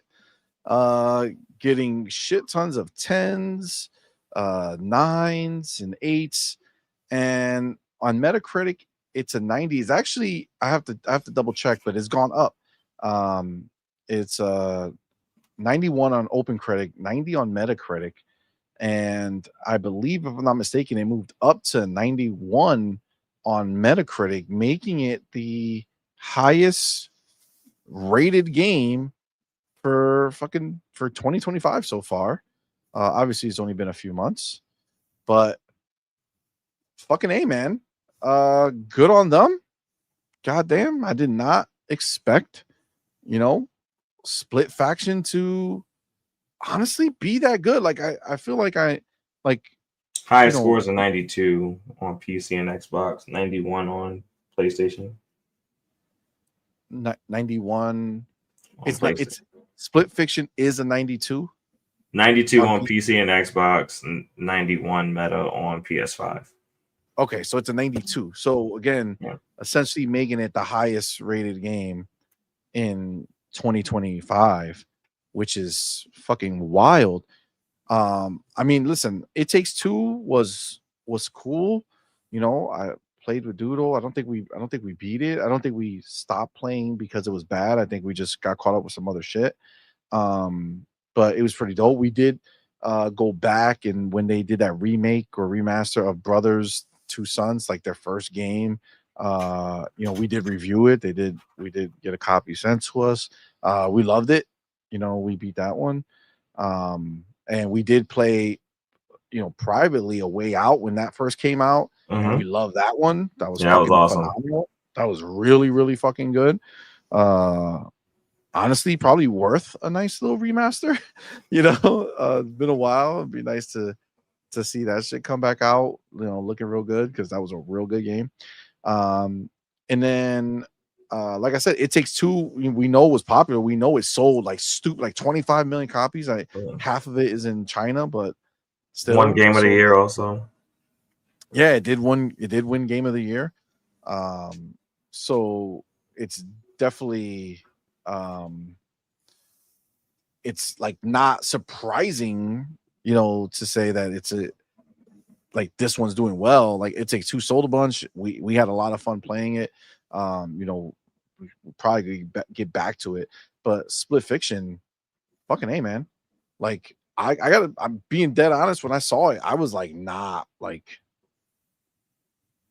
super. Like I didn't look at it like, oh my god, they're crushing it with this bitch. You know what I'm saying? Like I didn't. Yeah. It doesn't look like it's the most amazing fucking thing, but people are fucking sweating it, and I don't doubt it because I did experience their other games. I don't know. Like, were you pumped for this shit? Like, did you think that it was gonna come out here do fucking 10s? Like, not like a bunch of. I don't know if I expected to do 10. I thought it would do really well. Because it did look like a phenomenal game when it came out, like a mix between fantasy and sci-fi, and the concept looked really fun. So I'm not gonna say I'm surprised by the rating. People seem to like this co-op style of game that the gentleman, I can't think of his name, that he seems to specialize in making now. He's kind of like created his own niche genre. And people seem to really gravitate towards it and love it. So yeah, I'm not surprised at all. Like I'm interested in playing it myself. My only problem with these type of games is that it's really hard to find someone to go beginning to end with you in these type of games. Other than that, they're typically phenomenal. I mean, they do everything they can. They do give you like fucking free copy on any platform now. Yeah. I don't know if you saw that. So like, if you have an Xbox and your homie has a PlayStation and you want to beat it like that, that's great. For us, the dope thing, I think for me personally with this game, is that when it drops, when it actually comes out, it's going to be in obviously EA Pro, if I'm not mistaken. So I should be getting this game, and then because I have it on EA Pro, I can get the friend pass on Xbox. Yeah. So, like Doodle and I can play that way, which would be dope. If it was PC to PC, it's kind of a bitch. We don't really both play on the PC too much. Yeah. Because of where they are, but like upstairs we can do the PC console easy. So like I think we will try this out. We'll see how this is. We might go back to the other one, but like I don't know, man. Like that's pretty dope that they have this level of success. And you know what I like even more, because I can appreciate it, is I love the fact that the dude Joseph Ferris, whatever, he's so cocky, right? And I love that every time he comes out, he's cocky as fuck, but delivers. Yep. Right? Whether or not you personally like it or I personally like it, like the fact that everybody is out here fucking on reviews praising this fucking game, that's pretty dope. That's pretty dope for him being a cocky fucking dude. And he came out, and I love the fact he's like, we're never going to be bought. We're never going public. We're never putting microtransactions or any of that shit. We're just fucking making great games. And like, how many times do you have to hear him talk shit and then deliver before you start believing his shit? Yeah. You know what I'm saying? Yeah, he's 3 for 3 so far. I mean, and technically, Brothers was also phenomenal. So I didn't know that.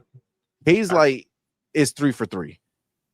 He made the other game, not his own studio. Okay. So he made Brothers for whoever the fuck he was with at that time, and then he left and made Hazelight. Okay. But yeah, so technically 4 for 4 with games that he personally was involved with, but Hazelight made 3 games, 3 bangers, man. A Way Out was fucking fire, man. Yep.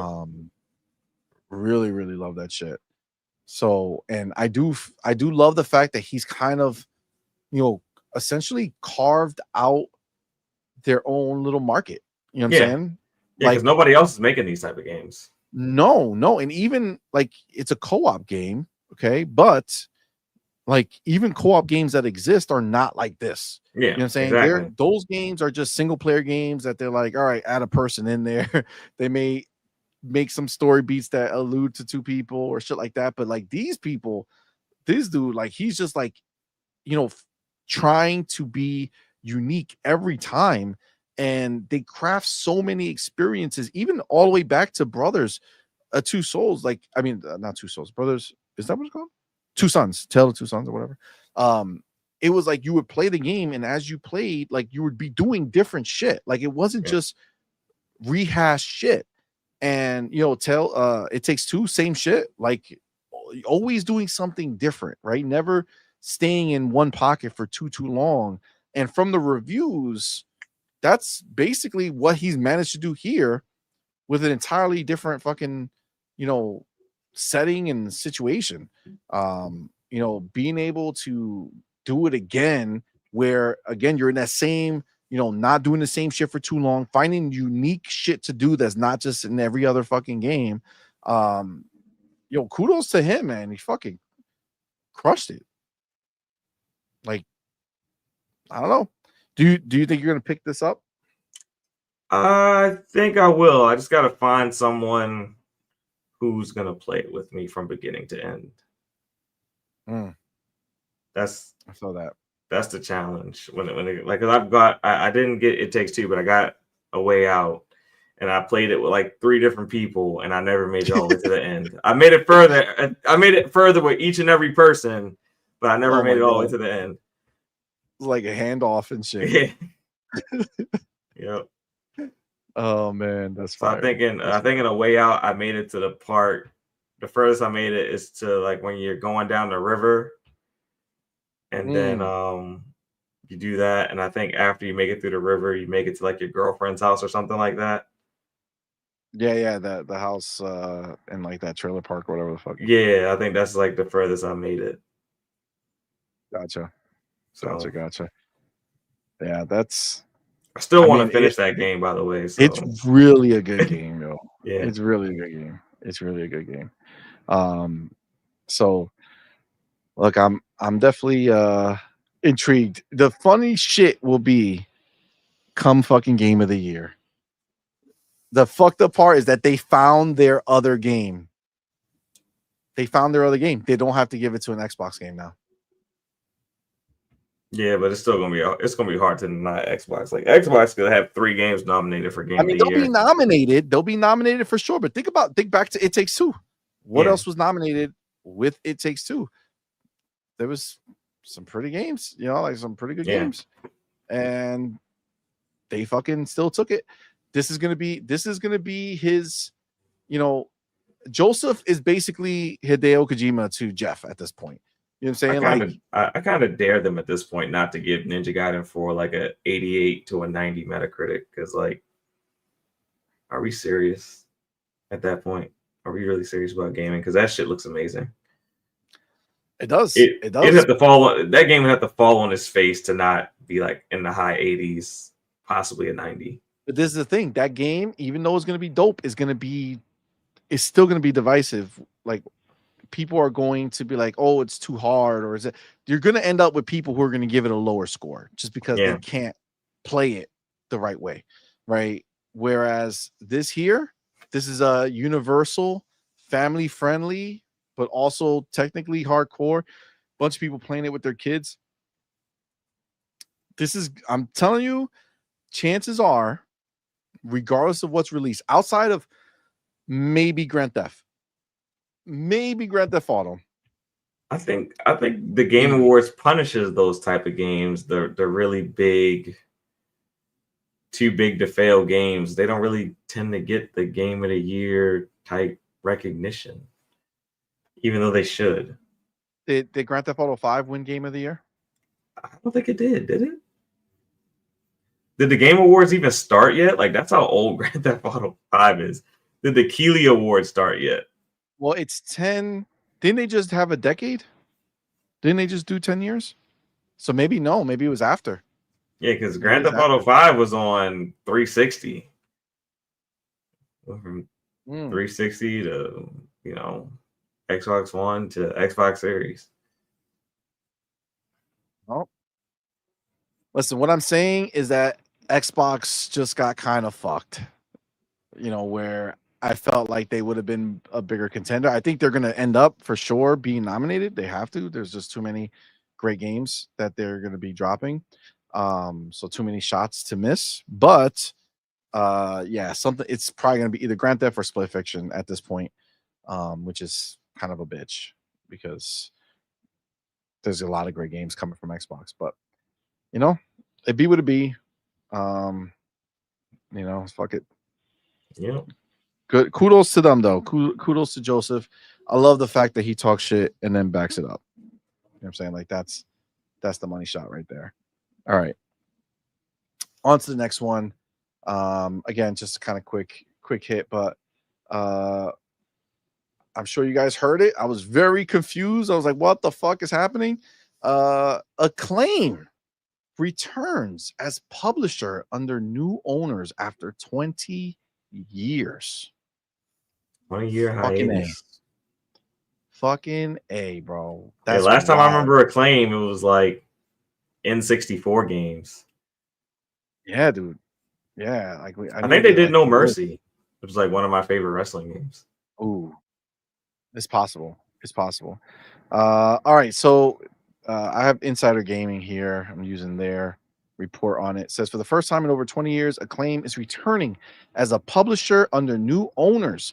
This new era of Acclaim is launching with a focus on supporting independent studios and original IP while rekindling beloved classics for a new generation. Acclaim will led by that sounds fun. Acclaim will be led by Alex Joseph as CEO. After spending the last 2 decades working in games marketing and publishing across various companies, including indie publisher Graffiti Games, which he founded in 2018. I feel like there's a lot. This Inside Gaming was trying to get out quick and has a lot of errors. ChatGPT didn't do no justice on the spell correct. Yeah, exactly. It's an absolute honor and pleasure to be leading the charge and bringing Acclaim back to the forefront of the games industry, Joseph said. Nothing regarding any currently planned games, whether new or past Acclaim titles, were mentioned with the revival announcement. That information, according to Joseph, will be revealed soon. We're fortunate that we have an extremely talented team and that we've already signed some incredible indie titles. In addition, well, real quick before I continue, I would imagine that when Acclaim closed, right, Yeah. wouldn't they have sold off like their IP? I Uh, feel like a I lot of it would, would have yeah, gotten I would sold think off, so. right? I So would think so, but it doesn't sound like they're actually developing anything. It just sounds like they're just purely publishing. yeah, but they would still, yeah, I mean, true. So I guess it doesn't matter. But I thought, they would want to revive some of their IP, but they don't. I'm assuming they don't have any. All right. So in addition to Joseph as CEO, the company will have an advisory board consisting of Russell Binder from Striker Entertainment, Mark Kaplan of Ridge Partners, and Double Day Jeff Jarrett of Global Force Entertainment, also of WWF from back in the day. All right. So quote, from my early involvement with the publisher's hit 16-bit WWF titles to my experience helping shape the TNA wrestling series, which spawned the first video game wrestler to become a full-time roster member in the Squared Circle. I've seen firsthand the type of impact great games can have on players and fans, Jarrett added. Resurrecting Acclaim is an opportunity to impart the same degree of passion and love to a new generation, and I'm excited to be involved. Um, I'm not gonna lie, man. Like I remember that Acclaim banner popping up, and I wish I remember. I feel like I don't remember a lot of games. Let me check real quick. Acclaim games. Acclaim Entertainment Wikipedia should have games published. Okay. So list of Acclaim Entertainment games. Also, damn. Also forget that they were at a time where they were probably releasing a bunch of stupid shit. Where am I not seeing it? List of Acclaim games. Okay, here we go. Were they only around for 3 years? Not, I don't know. I feel like they were around longer than that. Are you shitting me? Yeah. Oh, wait. Oh, no. No. It keeps going. It keeps going. It's just telling you the range of when 87 to 2004. So they're almost 20 years. Yeah, so 87 and 1990, all these old games. WrestleMania is the only one I really remember. Oh, Tiger Heli, I feel like I remember. Knight Rider, I don't remember too much. Oh, Double Dragon? The Yeah. Revenge? Double Dragon 2? I remember Double Dragon. Narc, I remember that. None of that. No. 91, The Punisher, The Simpsons, Bart versus Space Mutants, NBA All-Star Challenge, Double Dragon 3. Dude, they fucking did a ton of games back then. Jesus Christ. Yeah. Man. Oh, Double Dragon, Wolverine. Simpsons again, 92. And they released oh shit, Terminator? I remember that shit.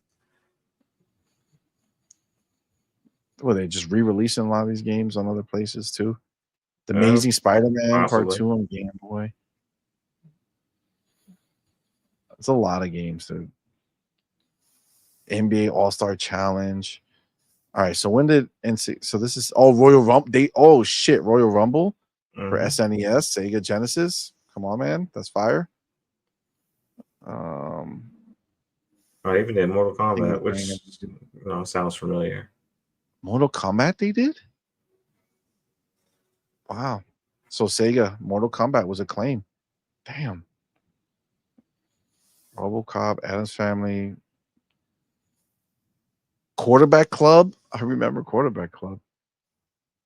So it's just like a lot of shit. You know what I'm saying? Like so much stuff, but it's all not their shit. You know what I'm saying? Like these are all Yeah. IPs that they. I don't think they own Oh, anything. NBA but Jam? Yeah, definitely NBA Jam. I remember that shit. Bruce Lee got a Bruce Lee game. Batman Batman Forever. I Forever. remember Oh that. I think I played shit! I that. remember Batman Forever. Come on, man, that's fire. Street Fighter the movie. Oh man, Quarterback Club '96. I remember once it got to True N64. Lies. Yep, Judge Dredd, Spawn. Yeah, that's one that Fucking needs to come man. back for sure. They just need to do a full scale Spawn. Yeah. Like just AAA fucking go in it. Just like they need to do a fucking AAA fucking Ninja Turtles, man. You see that shit on Call of Duty? Yeah, that should look great. Come on, man. I need a game. Give me that game right there. Just put them in a fucking game. Let's go. Yeah, just so much shit, man. So much shit. Oh, they did Turok. Turok, yeah, of course. Turok. All-Star Baseball. I remember that. I used to fuck with that a lot. NFL Quarterback Club. Yep, 98. I remember that shit. I used to play that shit all the time on my 64. Yep. Dude, so many of the games I remember fucking playing back in the day were from Acclaim. Even fucking South Park. Yeah, I remember that shit. All-Star Baseball. Attitude. WWF Attitude. Remember that? Fucking. I mean, I prefer the Nintendo 64 games before, like by Ukes and shit, than those. But my tons of favorite fucking one was games. No Mercy on. Yeah, No Mercy was fine. I have the cartridge. No Mercy, Revenge. That was WCW Revenge. No Mercy. What was the other one? Yeah, WCW Revenge was another one on. Yeah, Revenge was fire. Nintendo.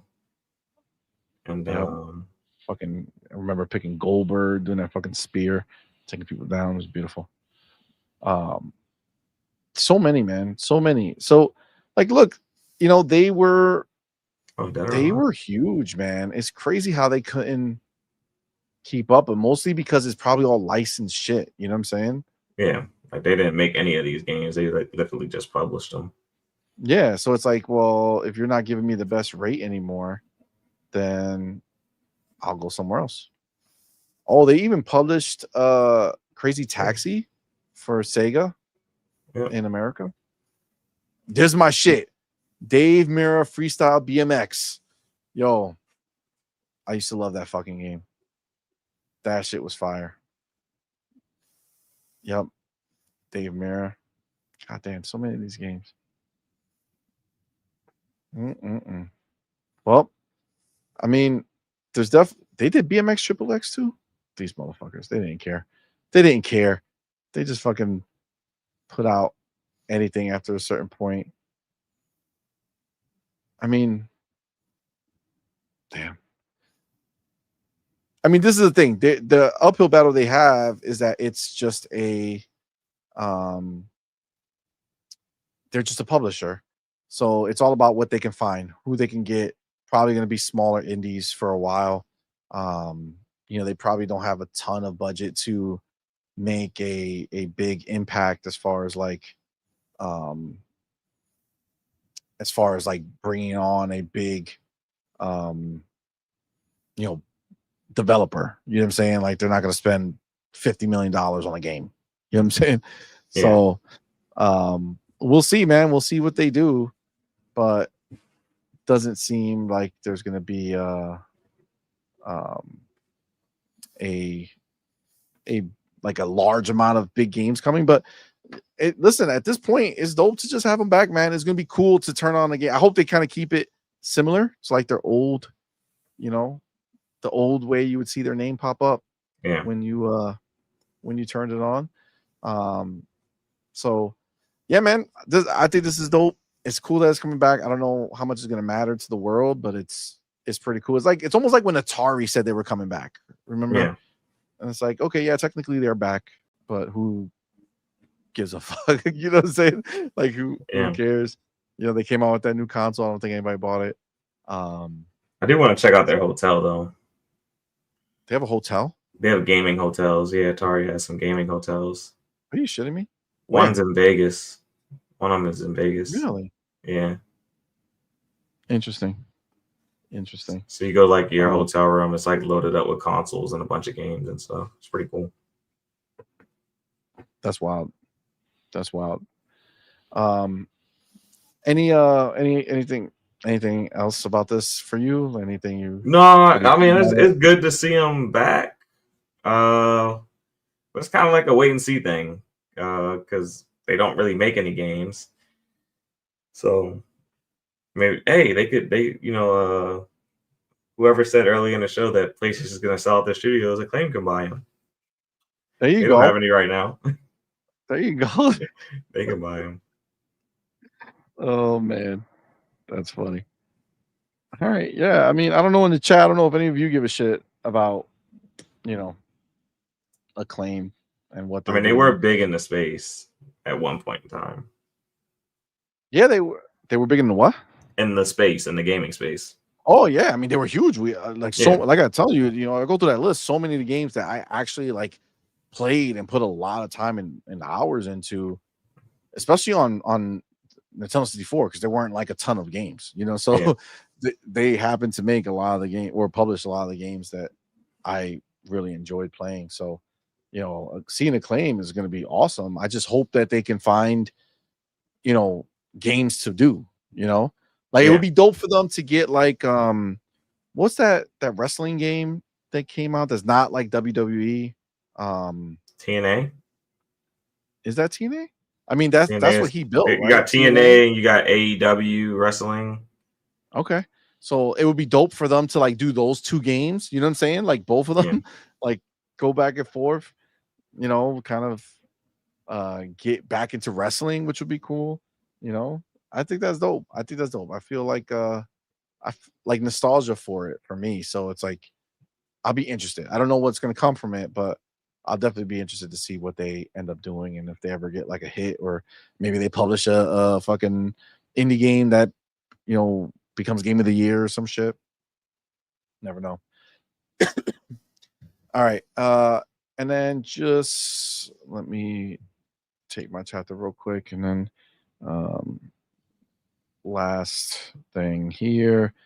And we kind of talked about it, but I don't know if we talked about it, but I don't know if we were very specific on it, but there is talk that Call of Duty 2026 is being developed for the next generation Xbox.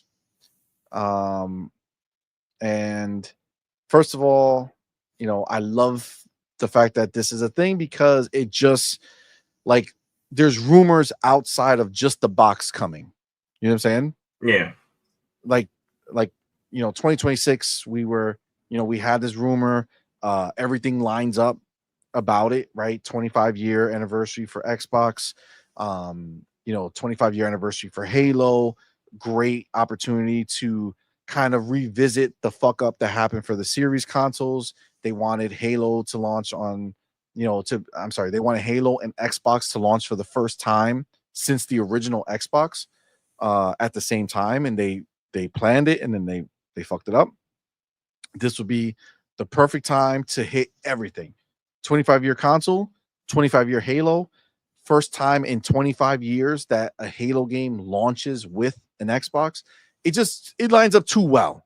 You know what I'm saying? It lines up too well. Plus, it gives you the kind of fulfillment of that narrative of them kind of going before PlayStation. They want to be different from PlayStation, right? So they're kind of doing that, right? They're launching before. They're going to offer a different, proposition as far as console hybrid and all this other shit.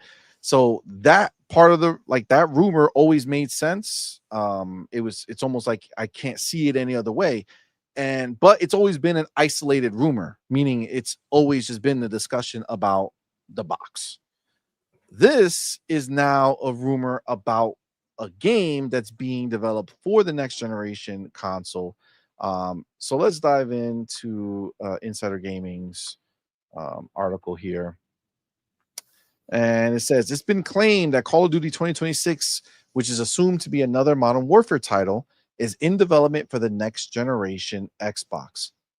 That's according to reputable Call of Duty leaker, the Ghost of Hope, who took to X to break the news after it was announced that Season 3 of Black Ops 6 would be delayed until April. According to Hope, the 2026 title is not being developed for past generation consoles, unlike Call of Duty 2025, and is being developed for the next generation of Xbox. If true, this could be our first real hint that the next generation Xbox could release around fall 2026. Also pointed out by Hope is that apparently if Verdansk does not bring players back to Call of Duty Warzone, a third game in the free-to-play Battle Royale will not release. Officially, Activision nor Microsoft have released any information on Call of Duty 2026 or even Call of Duty 2025 at this moment in time. But according to our sources, the next game in the Call of Duty franchise is a Black Ops 2 sequel. Headed once again by Treyarch Games following rough internal decisions that saw Sledgehammer Games wanting to develop their own fully fledged Call of Duty title for 2027. As always, take such rumors with a grain of salt, but Call of Duty 2026 being the development for the next generation console is an interesting tidbit of information if true. 100%. 100%. That would be fucking fire. So the other point of that makes a lot of sense is that they are moving away from past generation. Mm-hmm. So finally kind of putting it to rest, saying, okay, let's go ahead and just get past it. Now, this is what I would say. I think the reason why that makes sense for them is that it's a year after Grand Theft Auto drops. Yeah. So Grand Theft Auto is coming out only on the next gen, on the current generation of consoles. It's not coming out on Xbox One or PlayStation 4. Mm-hmm. So I think that at that point they will feel confident to say that the majority of people who are going to move from PlayStation 4 and Xbox One in any reasonable amount of time will already have done so. So you can focus on the series and the PlayStation 5s of the world. By then, PlayStation 5 might be at, 90 million or 100 million consoles. So shipped for sure.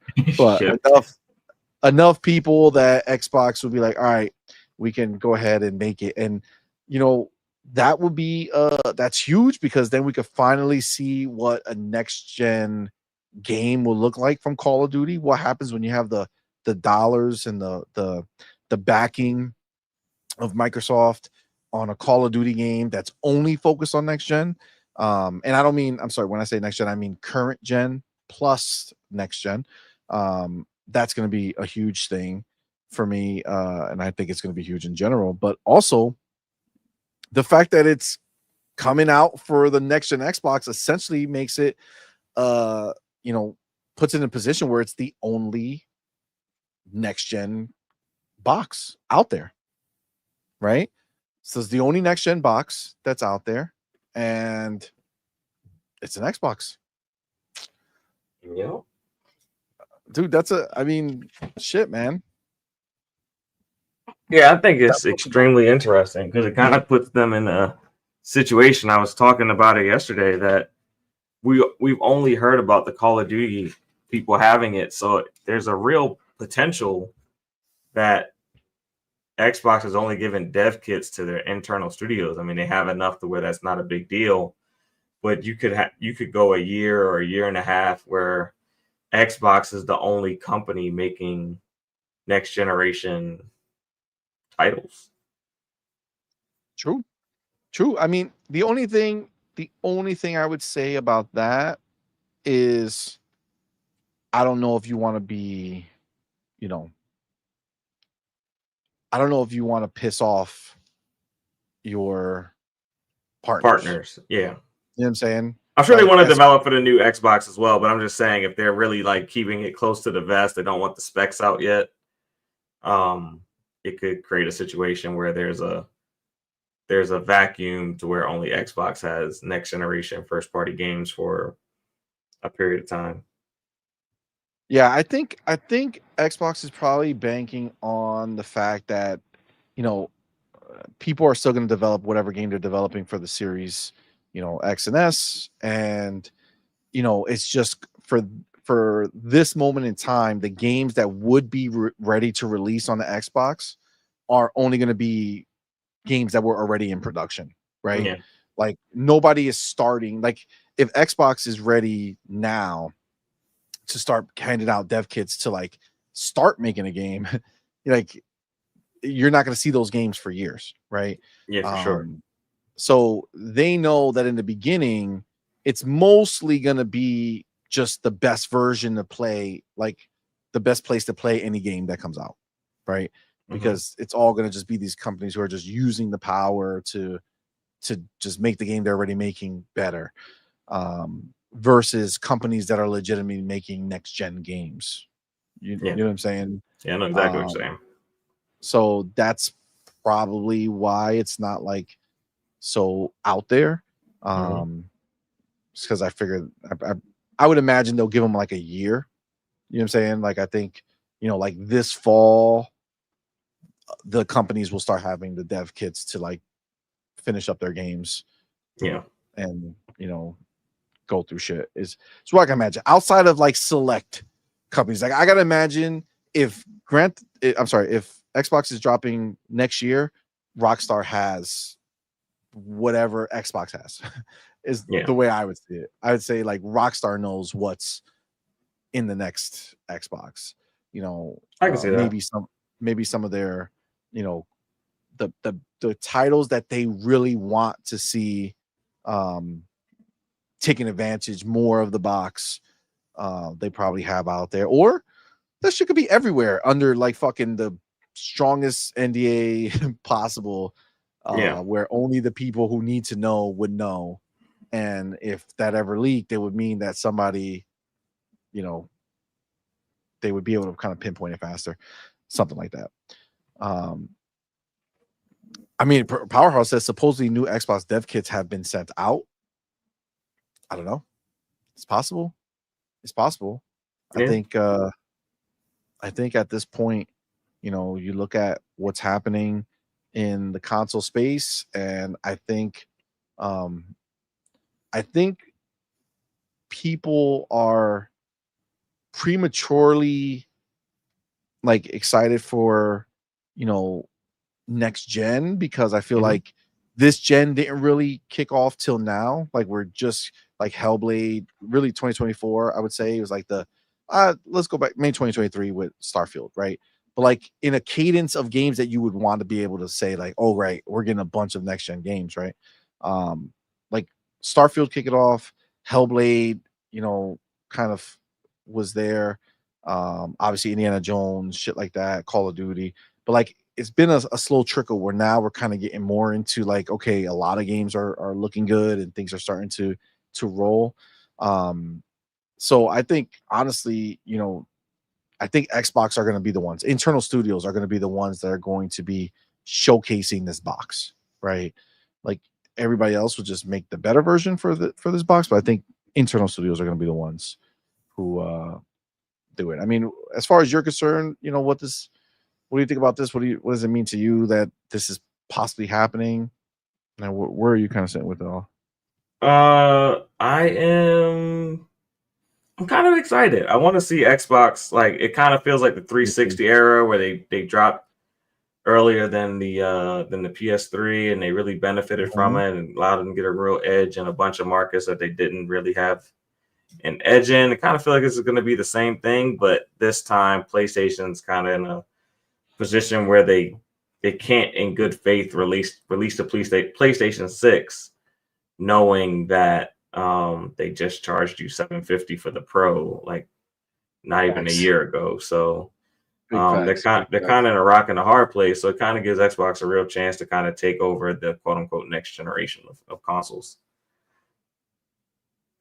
Yeah, I mean this narrative that PlayStation Pro, has right now, this quote unquote narrative of, being the most powerful console.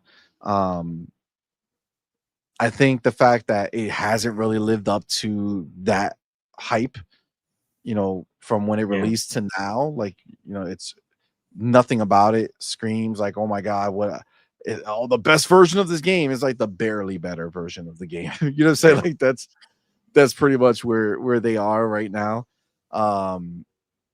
Like I think that flex is such a minimal flex right now, and then to just have it basically for a year and a half before, I would say even just a year, because once you start seeing it, like, they're gonna show us, Yeah. right?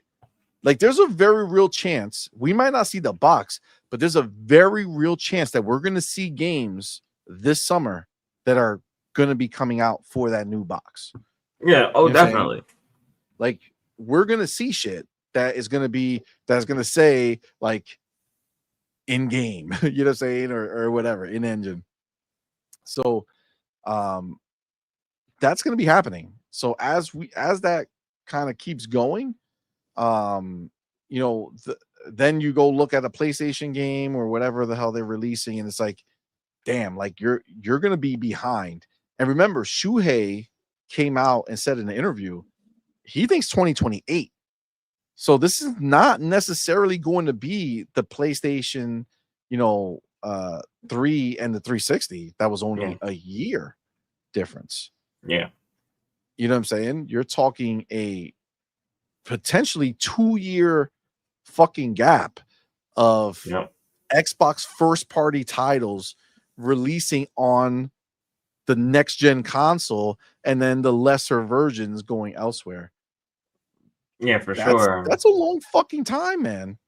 Yeah, it's a long time to really put a dent between you and PlayStation by the time they release their console. And then with Game Pass and everything else, it's just going to be that much easier to get people to just move over and to Xbox, whether it be through an external device or under the center, under the TV box. Yeah. I will say though, like, Xbox will have to fucking crush it. Like, they would have to crush it. They would have to be like, you would have to look at the screen. Like, I understand that frames are exciting and all this shit, great, but you can't really see that shit. That shit don't sell. Okay, it doesn't. It's the visual sell. Yeah. I need to see some shit that looks fucking crazy on there. You know what I'm saying? Like, it has to be like, that's what you have to show us some shit that just looks so fucking ridiculous that you can't imagine a world where you don't experience these type of games. Like, well, I just wonder if we're gonna get that 2-chip console that they were kind of insinuating, like the AI chip will be its own dedicated chip, and you'll have the regular APU inside. I mean, there's so much discussions around this console, exactly how they're gonna do it. Is it gonna be a hybrid? Is it gonna have like certain modular aspects to it? So I mean, there's a lot to look forward to when it comes to this next Xbox, especially if it really gives them an edge. Then it kind of changes how we talk about the gaming landscape when the competitors' hardware drops, and Switch 2 and Xbox been running around for a few years. Yeah, that's gonna be.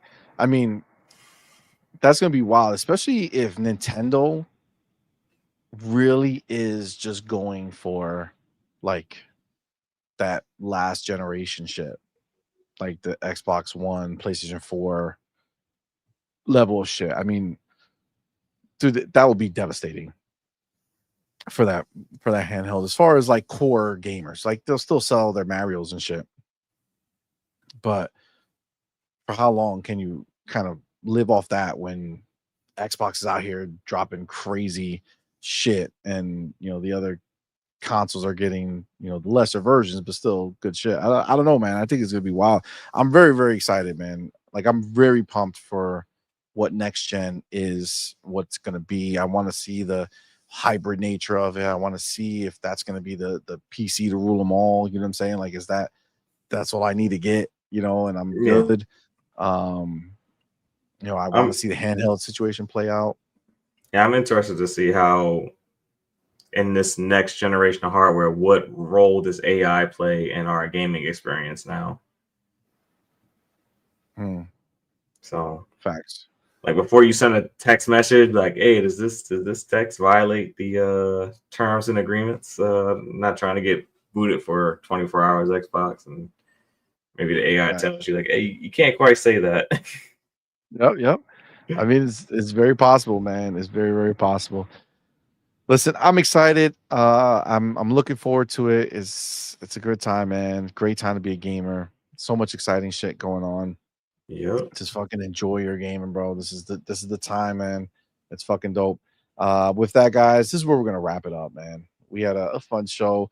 I know we started late, but I do appreciate all of you guys for being here, rocking out with us, having a good time. So shout out to everybody who super chatted, who came, who rocked out, man. We thank you. Of course, my boy Farrell Bazaar. Thank you, my brother, for being here, man. No Appreciate you, problem. homie. Let the people know where to find you, man. You can find me on Mondays, 9 p.m. Eastern time. I kind of operate on CMoney time sometimes, but we do a show on Mondays. Feel free to come through and rock out with us. That's what's up, man. That's what's up. Guys, thank you again. And just a little news. This is going to be a short on point week. Actually, we have a couple of short I'm on point weeks coming up. So this weekend, Friday through Sunday, no shows. Got a big work thing going on, so I will not be around. And then next weekend, same situation. Our daughter has a big play that she's in that's all weekend long. So we're going to be there supporting her. So we won't have shows next weekend as well. So we will be back this Thursday for On Point Gaming Podcast. So definitely come rock out with us there because we won't be back till Tuesday the following week. So with that, guys, we're going to end it. Thank you all again. Of course, shout out to everybody who supports us over on Patreon and on YouTube as members. You guys are the shits. Thank you. Thank you so much. And we appreciate each and every one of you. But of course, we need to shout out our elite members. You have the homie Big Boy Mike, Dark Angelic, Pragmatic Eagle, and Culture the Canuck, man. We appreciate you guys. Thank you so very much. Of course, we want to shout out our Inner Circle member, our boy Big Migs Gaming. And of course, we have our first three people who were in the chat, the specials for today's show, our boy E Ranks, Malcolm Xlax, and Music 72. And our first super chat was from our boy Do You K Now Broke Boy Insider with that $2 super chat. And our biggest super chat was our boy Raiden Blade with that 5. Appreciate you, man. Thank you so much. Guys, again, thank y'all. Appreciate each and every one of you. Guys, I do also want to say shout out to everybody. We appreciate the support that you guys had for us this weekend, with the stuff that happened on Discord. We appreciate you guys, showing your support and love. You guys are the shit. So thank you all so very much. And Spartan, I see you, player. Guys, thank you guys so much. With that, we're going to end the show the way we end every single show. Doodle, who is not here. We're done. Until next time. You're intruding. You're intruding.